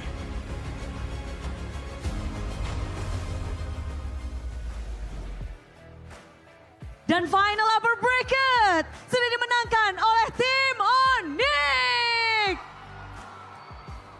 Bukan hanya final upper bracket, mereka menjadi grand finalis pertama yang akan melaju untuk hari Minggu nanti dan ditambah satu slot untuk MSC at EWC. Onic, congratulations. Dan mungkin ada kata-kata untuk kemenangan hari ini? Assalamualaikum Riyadh. Balik lagi nih untuk ke Riyadh. Dan kita melihat bahwa benar-benar Onic hadir di sini di final upper bracket dan match terlihat begitu ketat. 4 game lagi kalian mainkan. Namun Bude penasaran untuk melawan RRQ. Bagaimana sih? Boleh diceritain mungkin? Dia tim ini sih lumayan kuat lah. Jago-jago. Jago-jago. Namun kalau dari Lutfi sendiri kita ngelihat kalian menggunakan Kaja Masya kombinasi kembali untuk game keempat. Apakah itu berarti sesuatu? Apakah ada maksud tertentu dari kombinasi itu? Nggak ada sih. Kita main aja. Main aja, apakah ini Ya. mode kepengen riat atau gimana? Ya itu bisa jadilah. Bisa jadi, tapi penasaran. Apa yang mungkin Coach Yap katakan atau Adi katakan ketika match ini berlangsung atau sebelum match ini berlangsung? Mereka cuman pesen jangan banyak pressure. Main lepas saja. Main lepas aja. Dan kalau dari Sans sendiri, Sans. Ini mode Sans apa? Semuanya teriak, gila Sans, terus-terusan. Kayaknya ini benar-benar momen yang begitu mendebarkan momennya Sans, prime-nya Onic kah? Nggak tahu sih prime-nya apa enggak. Yang penting yang pastinya kita lumayan konsisten di playoff ini. Ya. Oke, konsisten dengan 4 gamenya. Awalnya ya bisa dibilang konsisten. Soalnya kan di playoff beberapa kali, 3 kali kita menang sampai ke grand final kan. Jadi bisa bilang konsisten lah. Pokoknya fokus dalam kemenangan. Game 1, 2, lalu 3 sempat kepleset lagi. Memang ini di game ketiga kalian suka coba-coba atau bagaimana? Atau ada sesuatu hal yang kalian rubah setiap game ketiga? Kurang tahu sih itu Bude, emang di playoff kan kita setiap game 3-nya kalah terus kan. Cuman aku nggak tahu, nggak bisa berkata-kata sih. Tak bisa berkata, tapi kalau kemenangan hari ini, katakan sesuatu Sans tentang kemenangan hari ini dan balik lagi ke Riyadh. Ya, let's go final. Kita masih ada 1 match lagi, ya semoga lancar jaya aja. Semoga lancar jaya. Masih berfokus terhadap grand final nantinya. Tapi kalau dari Savero, King Savero. King Savero, kali ini benar-benar momentum sedang didapatkan oleh Onic. Namun lawanmu hari ini adalah The Young Blood yang namanya juga sama-sama diserukan seperti halnya dengan nama Savero. Gimana sih untuk pertarungan di babak playoff melawan Toy? Seru lah. Soalnya dia jago juga. Kompak juga lah timnya. Tadi buktinya aja agak hard game kan game semuanya. Dari hard game itu kasih tahu ke Bude gimana cara kalian untuk bisa mendapatkan game-gamenya. Mungkin lebih tenang aja sih di komunikasiin gamenya. Lebih tenang di komunikasiin game dan Savero kasih tahu dong suasana Onic pas playoff sama regular season beda nggak sih? Lebih seru lah sama lebih hype di playoff ya. Lebih seru dan lebih hype. Jadi dari vibes teman-teman satu tim Onic itu mereka malah lebih hype pada saat playoff. Ya, lebih hype. Bisa kasih tahu kenapa? Apa? Kenapa tuh? Emang mereka suka dengan panggung yang besar atau pengen ngangkat piala lagi atau hype-nya kasih tahu itu kenapa? Mungkin pengen bantu aku sama Lutfi angkat piala kali. Asik. Satu langkah lagi bisa angkat piala. Semakin dekat untuk Onic mengukir sejarah kembali di tempat ini. Tapi perjalanan mereka tentu nggak mulus. Langsung kita tanya aja kepada sang burung kaja. Ada Kairi. Kanya itu kaja kah? Kenapa? Kainnya kaja. Ya di Kairi kanya kaja. Kenapa di game ini muncul lagi nih? Memang akan jadi hero yang kalian gunakan dengan kombinasi ini atau bagaimana? Kaja lagi. Ya karena udah nggak pede main assassin tadi. Ini jujur atau bercanda ya? Ya bercanda. Tuh kan. Langsung pada kaget pas saya, pada ketawa di sini. Tapi kalau melihat dengan momen-momen yang ada berat juga untuk Onic, kenapa terlihat sulit untuk ngedapetin kemenangan atau snowball lawan RRQ? Ya karena RrQ jago juga. Tapi momen apa tuh yang membuat kalian kayaknya cukup kesulitan? Ada sebabnya kah? Atau ada playernya kah? Atau gameplay mereka Player kah? mungkin player idok. Idoknya? Ya idolanya Kiboy. Idolanya Kiboy. Kamu diapain sama idok Kairi? Kayak tadi doang ada momen kan si idok. Kayak momen Kiboy pas M5. Ingat Kiboy aja. Momen Kiboy dilakukan juga oleh idok. Tapi kalau dengan momen kalian tertinggal dan pada saat ini adalah lawan kalian Rrq yang konsistensinya memang kita tahu mereka begitu konsistensi. Tapi kalian menurunkan mereka ke lower bracket. Untuk Kairi, does it mean something for you to put Rrq on lower bracket? Nggak ada sih, sama kayak biasa aja kita fokus sama tim kita. Fokus aja sama tim kalian. Tapi what is your focus on this match? Apa fokusnya Kairi? Stealing Lord, stealing Turtle? Fokus menang. Fokus menang. Gimana tuh caranya menang di match ini? Apa ya? Gak tahu sih. Tiba-tiba menang aja gitu ya Kairi ya? Tiba-tiba iya. menang 3-1 skor, cukup puas dengan hasil ini? Ya, belum puas. Belum puas. Karena belum juara. Belum juara, masih dinantikan Sonic. Tapi kalau kata Kairi, idok menjadi sebuah masalah. Kiboy, benerkah itu? Apa yang Kiboy rasakan di match kali ini? Apa kendala terbesar yang Kiboy rasakan untuk akhirnya bisa menjadi grand finalis pertama? Kalau kendala ya pasti dari idok lah. Karena dia gameplay, makro, mekanik semua dia jago. Hero pool juga banyak. Idol muda gue lah. Idol muda. Tapi gimana tuh ngelihat dengan hal-hal yang kamu bilang positif dari idok. Caramu untuk mungkin bisa untuk meredam kekuatan idok dan juga Rrq. Yang pasti gue udah belajar banyak juga tentang idok. Dan gue juga belajar dari dia juga banyak. Oke, ini menarik karena perjalanan mereka belum berakhir di sini. Memang sudah punya tiket grand final, sudah punya tiket untuk ke Riyadh.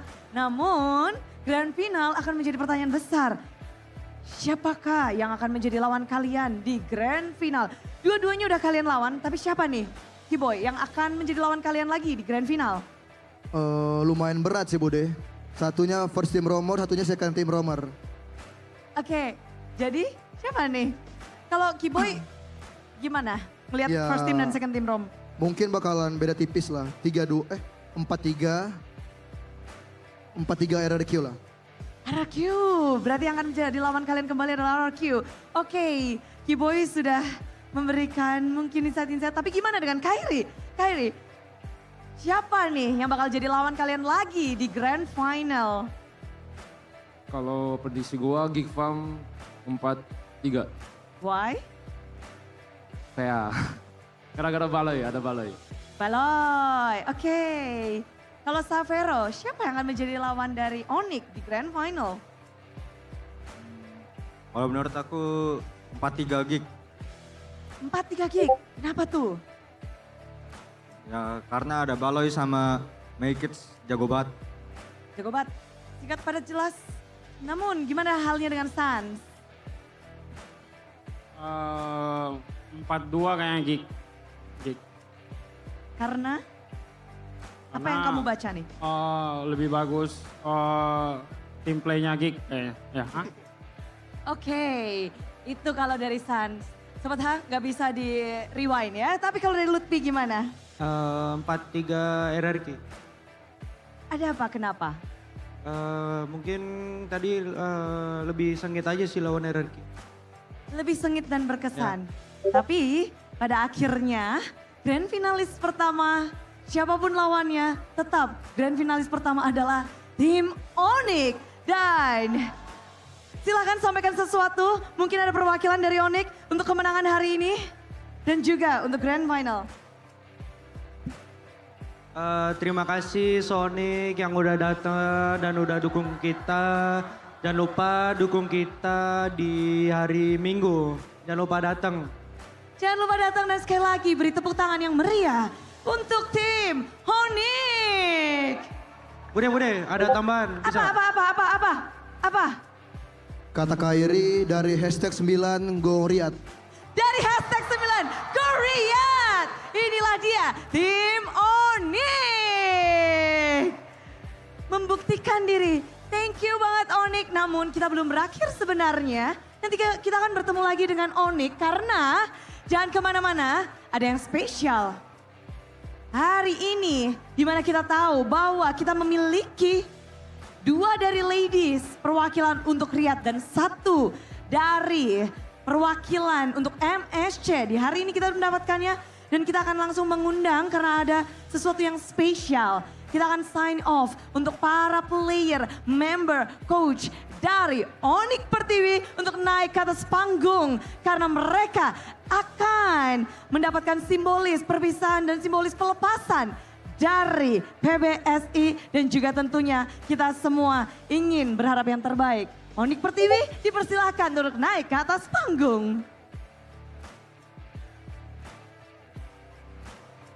Perwakilan untuk MWI 2025. Ini dia Onic Pertiwi. Mereka berjuang dan pada akhirnya bisa mendapatkan slot ini.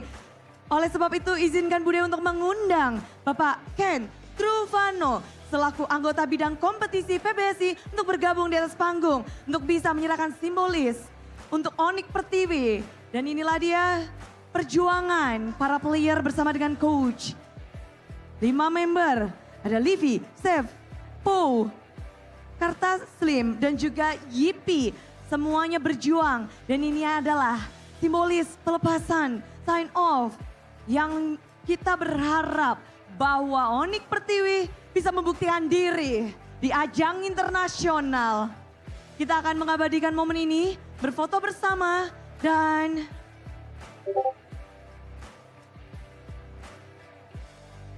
semoga ini bisa menjadi momen yang bisa kita kenang. Bagi Onic Pertiwi yang akan mewakili Indonesia di ajang MWI 2025. Dan terima kasih kepada Onic Pertiwi.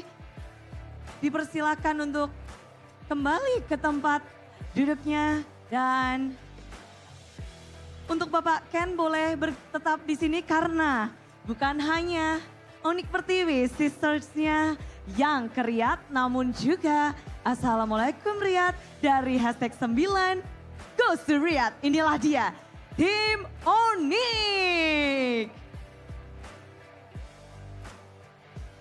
Sekali lagi mereka bergabung bersama kami di atas panggung. Dan dari tim Onic akan pula mendapatkan simbolis untuk perwakilan Indonesia. Bapak Ken Truvano selaku anggota bidang kompetisi PBSI akan menyerahkan simbolis bahwa kami semua mendukung tim Onic untuk berjuang terus mengharumkan nama Indonesia di ajang MSC.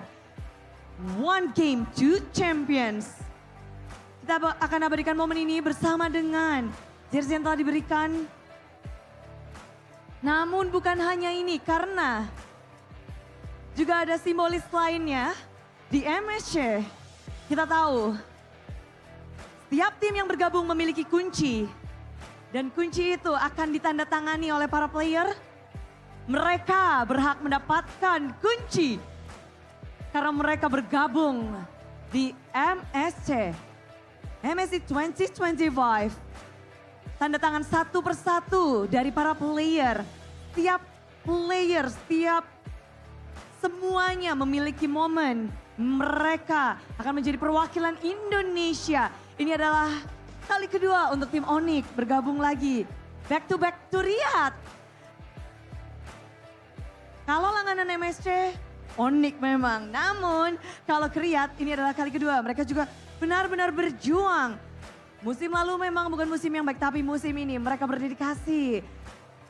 Nyala dengan semangat juang baru. Inilah dia tim Onic dengan kunci yang mereka miliki. Kita akan abadikan momen. Ini adalah simbol partisipasi Onic kembali di ajang MSC 2025.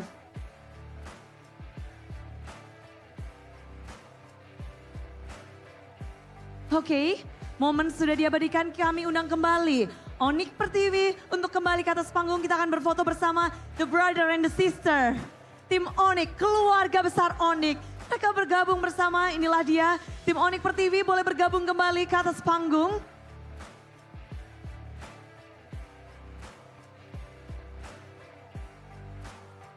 Kita sudah melihat salah satu perwakilan dari MWO, salah satu perwakilan dari MSC. Dua-duanya dari Indonesia, dua-duanya dari tim Onic. Dan kali ini kita akan mengabadikan momen keluarga besar dari tim Onic. Sonic pastinya sedang bergembira karena bukan hanya dari Ladies In saja, tapi dari MPL pun mereka memiliki perwakilan. Inilah dia momen berharga yang harus kita abadikan.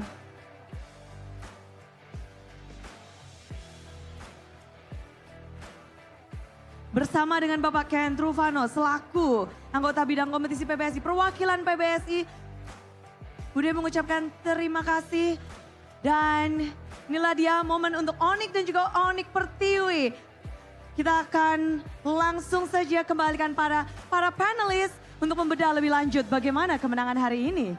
Silakan panelis, inilah dia perwakilan dari Indonesia.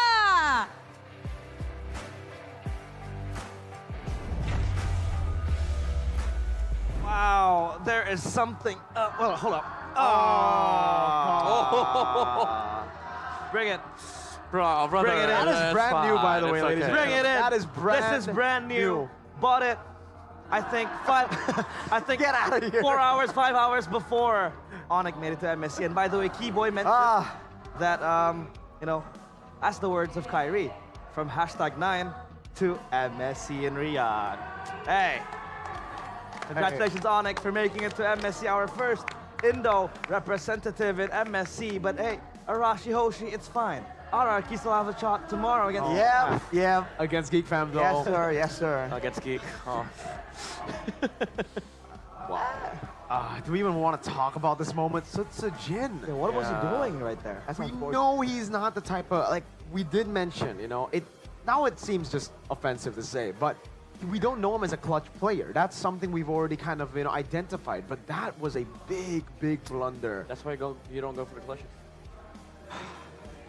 That's true. If he found Severo there, it would have been nice. But unfortunately, he found a different He found a wall and a badang. Yeah. Punch to the face. Quite literally on stage too. I mean, come on.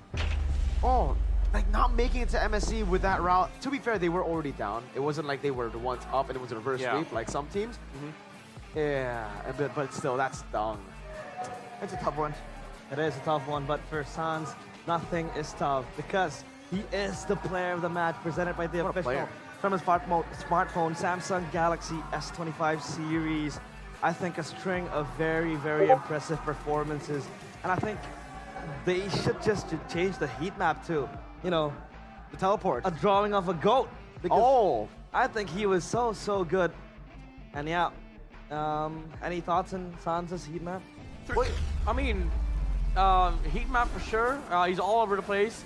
I could have sworn the heat map should have belonged to the other players because he kept sending, you know, key players on the other side. But mostly the positions that he takes, as you saw the drawing earlier, it was primarily on the bushes. You know, he's making sure that they check the bushes, he provides vision, but also secures the spot for the diversion. And I can't believe that I'm gonna say this, like, Sans literally was just obliterating Rrq. 3 games. 3 games. MVP. What a performance again for a player of... I agree with Relice though, right? Like usually when I hear that from Ghani, I'll just be like, just to add some more banter, I'd be like, go. No, but seriously, this guy is definitely, wow, what a retry tie too, man. The whip into the retry. Severo, please keep it clean. You know, like a couple of times in this game, it was very throwable, it was very Rrq winnable because of Severo. Luckily, it was a battle between the 2 S's, Severo and Sutsujin, and the like, a blunder was a blunder there. Ultimately, the bigger blunder belonged to Sutsujin. But yeah, Indonesian GOAT, I think it's safe to say for me too, if I had to choose, leave Sans. We had this conversation before the playoffs started. Who do you think is the Indonesian GOAT? Some say Lemon, some say Sans. I mean, it's up there for conversation. I think it's between like an EVOS M1 player or Sans. Yeah. I don't think Lemon comes in there. Oh, sure thing. I mean, for Sans, he has been able to, you know, deliver performances like this week in, week out. And this is a winning play. I don't want to try to frame Sutsujin into making a loss out of this, but Was that substitution misplay that significant into, you know, rattling RRQ and giving Onic this boost to close the game? I think so, but I mean, even before that, there was the pickup onto Rins as well. I think at that point, the idea was that we gotta be unpredictable. We gotta do something so crazy, it might just work. And several times with RRQ's approach like that, they have fun moments, but that's just a problem when you rely on that kind of unpredictability and explosiveness. When it works, it works. When it doesn't, man, that unreliability can lose you games in one fell moment. It begins with the Selena getting picked off, and then suitsujin trying to do something. Again, if he found something, would have been a sick play. Yeah. But the fact that he attempted it without weighing out the risk, without having like good odds, he was just going in and just betting it on blind luck. And it's just too idealistic. To be fair, I feel like this is yes, we can hate on suitsujin, we can obviously criticize him sometimes, but that was also Rins making a crucial blunder. I don't know what he was doing so far up front when the team was down. Everybody was still like in base, around base, trying to defend the Lord. So technically, like, suitsujin made a mistake, yes. Was it a big blunder? Yes.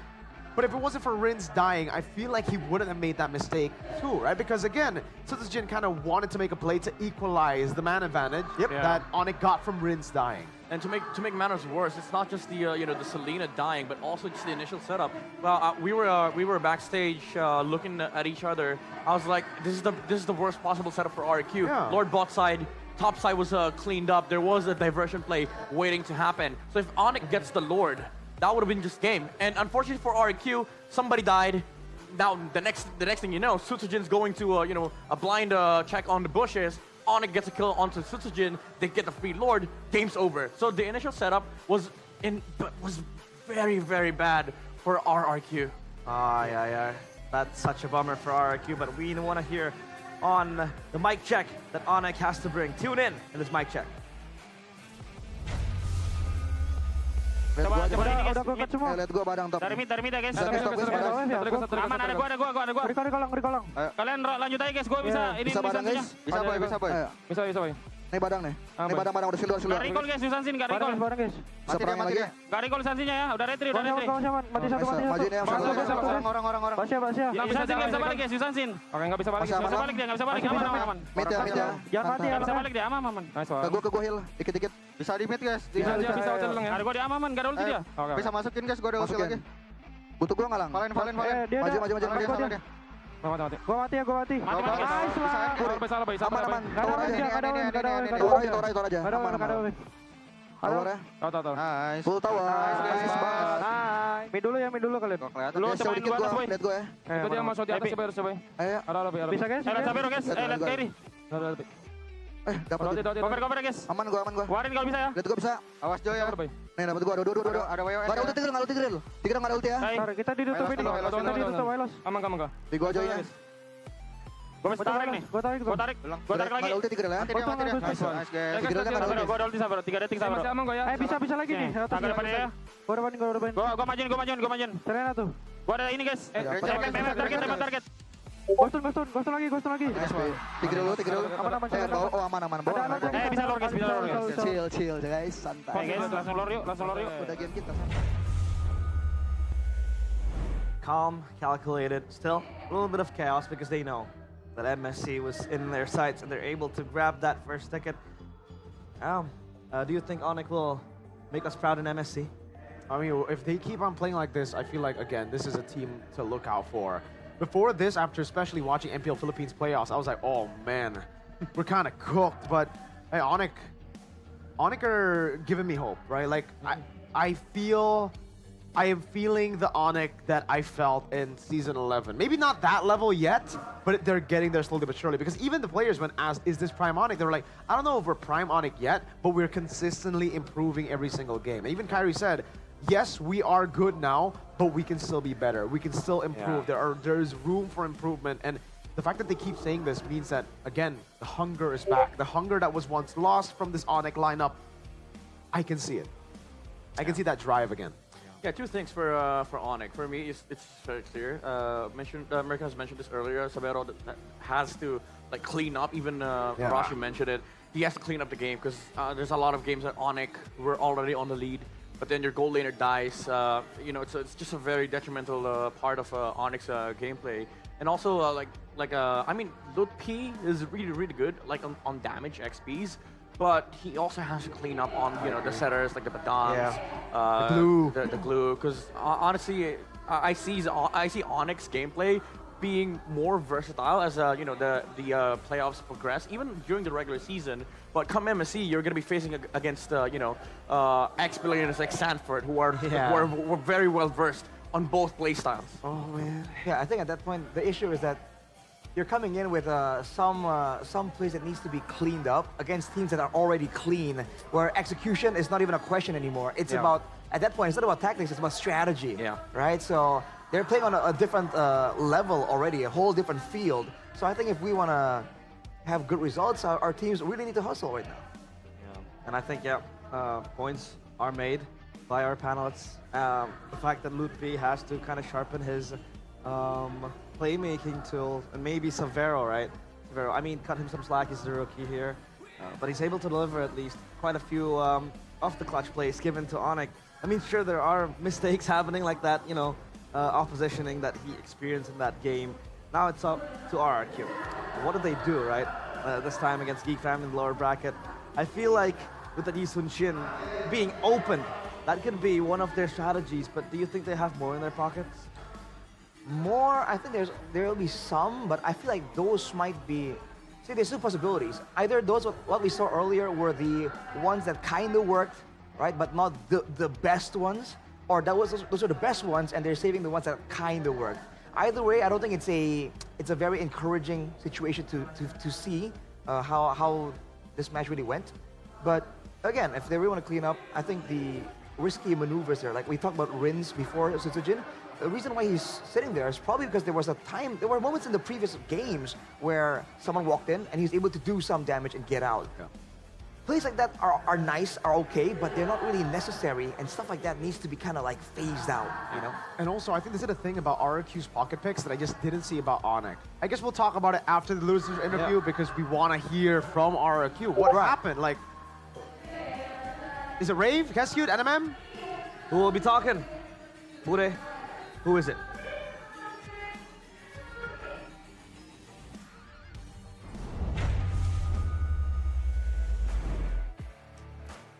Yes, sudah ada bersama dengan Bude, ada Coach Rev dan juga kunci yang sudah dimiliki oleh Onic. Coach Rev memandang kunci ini sebenarnya bisa menjadi milik RRQ nggak sih, once deket atau gimana sih kalau menurut Coach Rev? Ya kalau milik RRQ pasti bisa lah. Cuman ya memang di hari ini kita kurang maksimal aja mainnya gitu. Kurang maksimal? Ya kurang maksimal. Apakah ini memang sebuah hal yang kalian gak duga bahwa mode playoff Onic semengerikan ini? Ya sebenarnya kalau dari persiapan kita pasti day by day kita pasti mempersiapkan semaksimal mungkin ya. Cuman ya mungkin di hari ini kayak banyak miss gameplay, miss move atau mungkin spiritnya kayak kurang aja sih buat jadi pemenang gitu menurut saya. Oke, berarti dari mentalitinya. Ya betul. Tapi jadi penasaran, kalau ngomongin mentality dan juga mungkin berarti harus mempersiapkan gameplay juga yang anyar untuk besok. Gimana sih untuk yang harus dibenahi, mana duluan yang harus difokuskan untuk RRQ, mentality, gameplay atau hal lainnya? Ya pertama sih menurut saya ya udah pasti mentality lah. Kalau kita mau jadi ya pemenang ataupun juara, ya kita harus ada spiritnya dulu, harus ada semangat juaranya dulu. Baru kayak gameplay kita matengin lagi, kita evaluasi lagi dari hari ini, mungkin ya itu. Tapi yang menarik juga bahwa tadi Kaja kita ngeliat bahwa Kairi bermain dengan Kaja, kombinasi Kaja Marsha, apakah itu sudah diprediksi oleh coaching staff dari RRQ? Ya sebenarnya di game terakhir ini ya, game 5, kita udah prediksi dia bakal Kaja dan Marsha. Cuman ya memang eksekusi di in-game-nya yang kurang, ya itu yang tadi saya bilang kayak kurang bersih, kurang jernih ya gitu. Oke, dengan kurang bersih, kurang jernih itu jadi semuanya udah dipersiapkan. Namun apa nih yang menyebabkan permainan bisa seperti ini? Apa karena mentalitas atau ke bawah hype atau ke bawah aduh satu langkah bisa ngedapetin? Ya menurut saya kurang gimana ya, kurang spiritnya aja sih. Spirit itu? Kayak spirit juaranya kurang. 9K.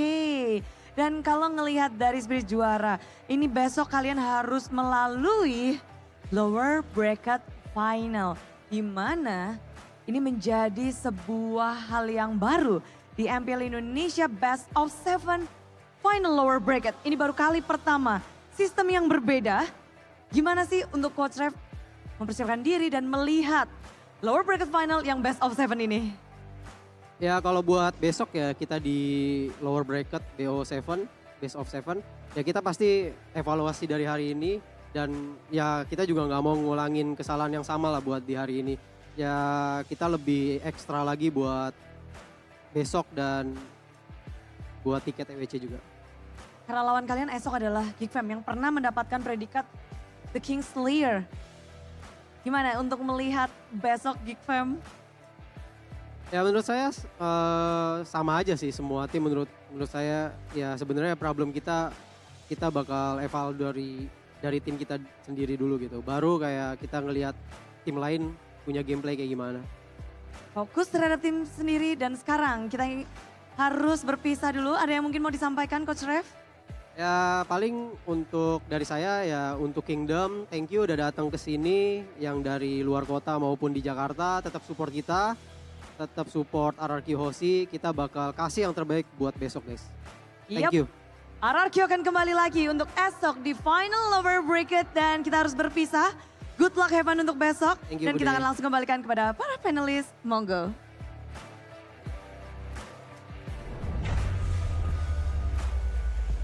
That was Rave and Bude Clara Mongstar in the jersey wall. Makes you wonder, where is NMM? Yeah. We haven't seen him for a while now, and he's usually the I don't know, the calculated schemer behind Kescute, you know? Yeah. There's Kescute with the presence. He's the and there's partner him in crime. in the back with the notes. Death Note. Speaking of notes though. Whoa. Oh man. Hold up. Pull a light Yagami on us, Mr. NMM. Maybe that's why he's not showing himself on Midnight. camera. What do you know about that, about light Yagami? I don't know. That's why Light is Light, right? Like Mr. Light from BTR? Chahyo? His name is Light because of Light Yagami. Okay. Because of Light Yagami. I see. But how similar, Midnight? What? Huh? Sorry? No. How similar? How similar is what? Light and light? Light and Light? Or No, NMM very different. No, very different.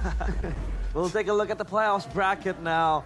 After 3 grueling days, we have entered the last 2 days, tomorrow and the next day for the lower bracket finals and the grand finals, with Onic beating Rrq 3-1. Rrq will face Geekfam in the lower bracket finals. Quick predictions, Arashi. Oh, before that, Miracle, you want to raise up a point? No, I think predictions first. Okay. 4-2 Rrq. 4-2 Rrq. Midnight. Geekfam 4-1. Ooh, 4-1! 4-1! Okay, explain. Yeah. I think... Is it the drive? I think what they said about the drive and also like Geek just having superior gameplay over Rrq. Oh, okay. I think that was what San said. San said that too, yeah. They're copying his answers? I was literally just called out by an Rrq content manager. Like, we know each other, and he was like, man, you never predict Rrq. And I'm like, unfortunately, I just didn't really think you would beat some of these teams. I'm sorry. I predicted Rrq for Alter Ego, if that makes it any better, right? Like, that was a guaranteed You gave win. him a chance. You gave him a chance. I was like, no, that's 100% win. Yeah. But here, yeah, I'm sorry, Rashi. I think Geekfam are the better team. I agree. And I think, unfortunately, Rrq will have to meet them after they've gone through the problems that we saw against Onic. They will have to... Well, I think Geekfam have already kind of found a few solutions to the problems that they faced up against Onic. And Rrq, now they have too many problems. Now, this segues into the point that I was going to make about the pocket picks for Rrq. You guys can catch the match, Rrq vs Geekfam. Match 7, lower bracket final, second and final ticket to MSC at EWC. Geekfam or Rrq. Catch it at 17:30 GMT +7. Now, sorry, Rrq pocket picks feels more far-fetched. When we see Geekfam, Onic pocket picks, even BTR pocket picks, actually, never mind. Scratch that. It really feels like it makes sense, like the Kaja with the chip and the low yi. Kaja with the low yi. Like, it's always supplemented by something, enabled by something, and then you have the Masha show up, right? It makes sense. That's why we can actually read it. The Yisun Chin, I feel like, yeah, this is also to take. I feel like it's just so far-fetched because it's minimizing your conditions. It's not just pocket picks, it's pocket strats. Pocket strats, hidden strats they call it. Yeah. And I think it should stay hidden for these kind of matches, unfortunately. it is way too far-fetched for it to work up against the highest level of play. That's true. Like there's a certain level of execution that you have to accept in scrims before you put it in the playoffs. It's not pocket, it's cheese. It's cheese, yeah. You're right. It's more you're cheese, right. exactly. That's true. Before that, I want to look at the pocket picks and the cheese picks at MSC and MW 2025 at EWC, starting the 10th of July 2025 to the 2nd of August 2025, only in Riyadh, Saudi Arabia. We saw, by the way, 3 Onic teams Making it to Riyadh. Onic PH, Onic ID, I'm gonna throw something like Onic ID, and Onic Pertiwi, all there. Flexing right and I think, you know, for the fans at home, if they want to try to watch MSC 2025, the playoff tickets are on sale right now. You can catch it on webook.com and just buy the tickets to watch the world's best and Onic clash in Riyadh. Go ahead, check it out. And also for you guys back at home, right? If you don't want to buy tickets for MSC, but you still want to join, maybe you're there for specifically 15th to 19th of July, MWI 2025 is free for everyone. So don't miss your chance to witness the pinnacle of women's esports live. A celebration of skill, passion, and progress. Join us and be part of history. History. Or I'm part of her that. story. Wow. That's so good. I'm part of that, by the way. Yeah, thank you. All right. Yeah, I am. Nice. Interesting. You don't know? Wow. Maybe let's have it stay that way. Aside from that, we also have Prepare something yourself. going on. I think, aren't you gonna cast this one, Midnight? This is the Samsung MCS. MLBB Campus Series. Yeah, I'm in charge of the Filipino broadcast. Oh. Haven't locked in yet, so, you know, fingers crossed. Oh, okay. Yeah, that is going to be interesting because we have a lot of collegiate players playing in that tournament. Yeah. Hopefully we get this. Oh, this is the one we're going to be casting too, I think, Rashi. Potentially, yeah. Is this where we're able to scout the players? Potentially. Yeah. It's Scout a players. series, right? Again, MCS, man, this is a really good thing, right? To have another layer when it comes to amateur play. Be able to scout newer players again. So I love it. It's always the MLB scene keeps on growing. Let me just say, our teams, even in collegiate level, freaking scary. I've seen that tournament. I hope. The UAAP, dude. Yeah, UAAP, that one. One of the teams there beat our UAAP champions. Damn. So we sent another beast. And I think they're battle ready. That's a And if you yikes. want to be battle ready, you can get the battle emotes of MPL Indonesia. Log in now, open the shop, and buy your favorite teams. Buy it. Battle emote. Take a look at all the emotes out there. Or maybe the Santai. Or maybe the Pusapu. You know what that means? Pusapu. Yeah. You know what it means? I don't know. Pusapu. I don't It's know, I like just like the sound. elder, saying respect, elder. Oh, that's cute. That's cute. By the way, flex it. I don't want to talk about this. I'll just let Miracle do the talking. So we opened like a few packs yesterday. A few. And I never got anything. We opened 3 yesterday. And I was like, this is rigged. Like they for sure put like the bad cards in because I only got Luke's, and then the Luke's were not even tier A. It was like tier B Luke's. And I'm like, all right, whatever. Okay. And then today I'm like, all right, you know what? Let's see if it's actually a scam. I open it up, 2 packs. I got Luke Outstanding, that's tier A. And then the next pack, I open it up, and I legit got an Aran SP. 0.2% chance. 0.2% chance. This is a signed one. This is the hardest one to get. You'll see it in the Supreme tier. Physical sign? Yeah, physical signature Oh here. my goodness. And it's laminated on top of it. I think someone else got a witty championship signature. It says season 14 champion and then the signature. But hey, Aran, I got it. Let's see. Let's test your luck. Open up the packs. Can I try my open RNG? because your team lost. I'm sorry, Rashi. Can I try? Yeah, let's try the sorry. RNG. Dipper. It wasn't me. It wasn't me. It was Dipper. It was the Dipper. producer. All right. Like my eyes on you, bro. All right. Are we doing it? Oh my God, producer. I understand. He's an Evil's fan, though. He kind of hates you. Okay. He hates you. All right. Mr. BB hates you. All right. Well, show you us the first, goods. you Show us first. the goods. You first, Mr. SP. All right. I got the SP, so I don't even care. Kyo. Kyo. Tier C. Hey, X-Magic. Fund. Moreno. The maestro. Wow. And then Eman, my goat. But these are tier all B? tier Bs. Yeah. CCB. What? Do you guys have anything? Just tier Bs. Wait, Highs. This is, I think, tier B, no? Yeah. That is tier I got B. Kyrie, Tier B though. highs. I got Kyrie. Kyrie! I got a Filipino on my card. Let me check. Kyrie. Alter Ego team. Ultra. Not the best. So SP? my And collection CCB. is still the best. Oh, Okay. Ron. Guys, if you guys look at the tier premium. Oh, Oh, I got the tier super. Wait, yeah, super, right? Yeah, I got super, and it's the third one from super. Super What is it signatures. called? Outstanding? Is it outstanding or? Wait, no. It's Oh, signatures. The signature. Sorry. Signature. Tier super signatures. That's the one I got for Aran. Yeah. Tier super signatures. I think it's With funny. SP, and then the tier premiums are even the color blast. Color blast is the rarest version of yeah. And a CW one, I would love to have one. I actually have a CW. Dude, Gani also got like a signed one, right? Yeah. He got a it's a digital sign. It was the tier A. The tier A, the one next to outstanding. He got the NFL one, which I many really cards. want. Look at my last pull. I'm not trading this. What's that? Oh, Luke. I have an outstanding Luke. So. Hey, that's true. I'm happy with this, bro. I also have an outstanding Fabian. Are you happy with this? Outstanding a boy. I got a billion Emons. I'm gonna remind Arashi of this every day. Or maybe just give him the Sans. Divine judgment, brother. And by the way, the whoa. International Velodrome, Jakarta International Velodrome, excuse me, we also have an audience member opening up the packs. Let's see if Lady Luck is on her side. If she gets an SP, it's rigged. Hey, cars. Vroom vroom. Oh, Okay. okay, Reggie. Reggie, he was in the playoffs. Oh my lord. Every single time. Oh! Best team in the world! Eliminated. Oh! Tier A, outstanding Fabian! Fabian, outstanding. That is beautiful. One more? Oh, okay. Way He was in the low. playoffs. He was in the playoffs. Let's go. Damn. Tier A. Outstanding. You got a tier A. Oh, shout out to Yeah. her. That's Fabian. not as good as my SP, by the way. I'm sorry, lady. I got you beat with my SP around signature.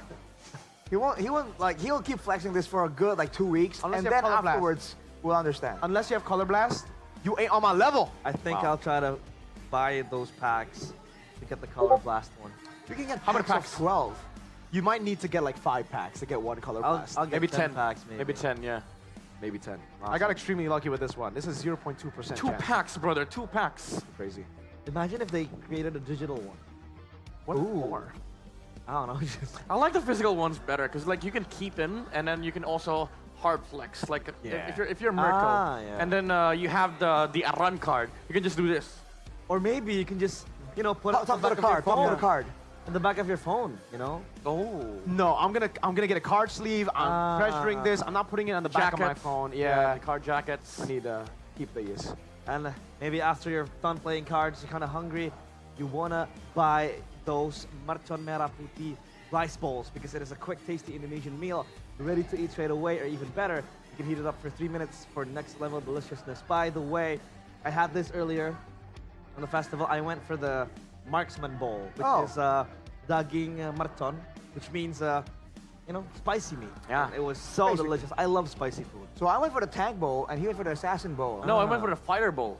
Fire bowl. Fighter bowl. Oh, fighter. Is What do you there- Like it? How good is it? I loved it. It's got that rangdang. Yeah. Rangdang. He told me he was gonna get me a lot of those food because I really love Indonesian food.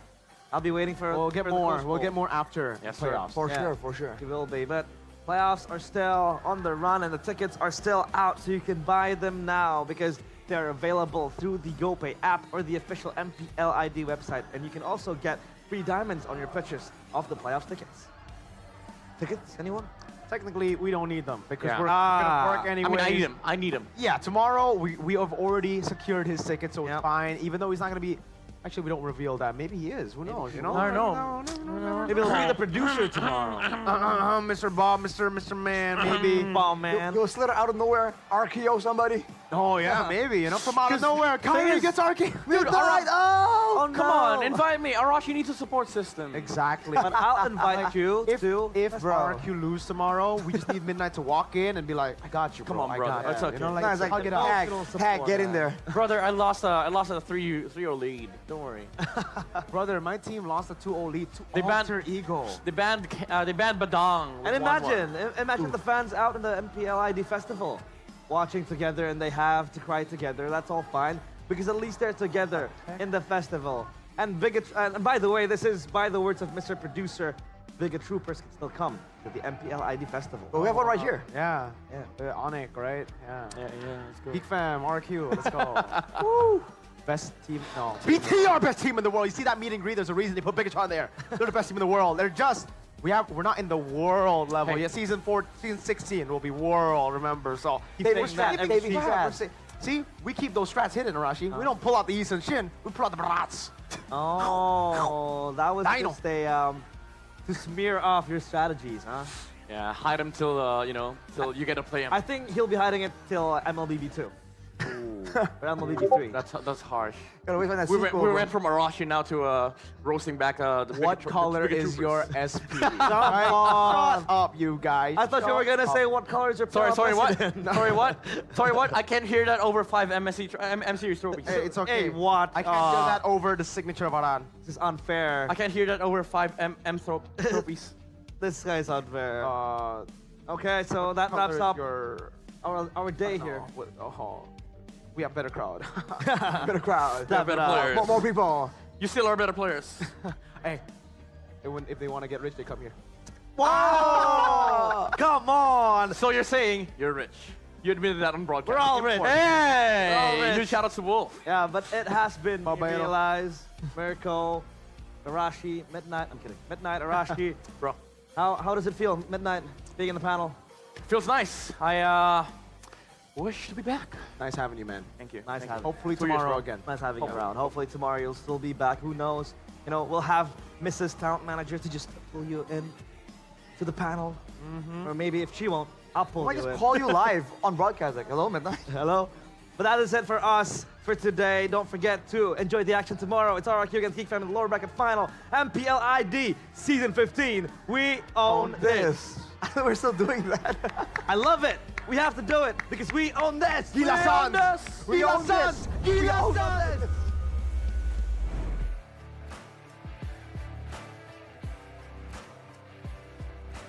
Dan pada akhirnya, hari yang ketiga benar-benar berakhir dengan kejadian yang tak terduga. Satu slot telah terisi untuk mewakili Indonesia di EWC dan pastinya kita akan melihat di hari esok akankah satu slot tersebut akan jatuh ke tangan RRQ ataukah ke tangan Geek Fam.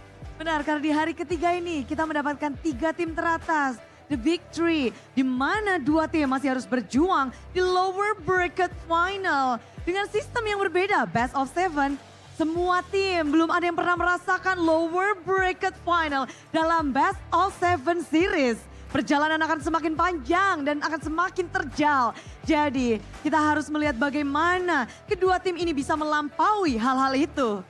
Apapun bisa terjadi di hari esok. Untuk para Kingdom dan juga pastinya para Geek Fam Unity, jangan lupa dukung tim kesayangan kalian datang langsung ke MPL di Jakarta International Velodrome karena mereka membutuhkan dukungan kalian. Hanya tersisa 1 slot untuk bisa mewakili Indonesia di Riyadh.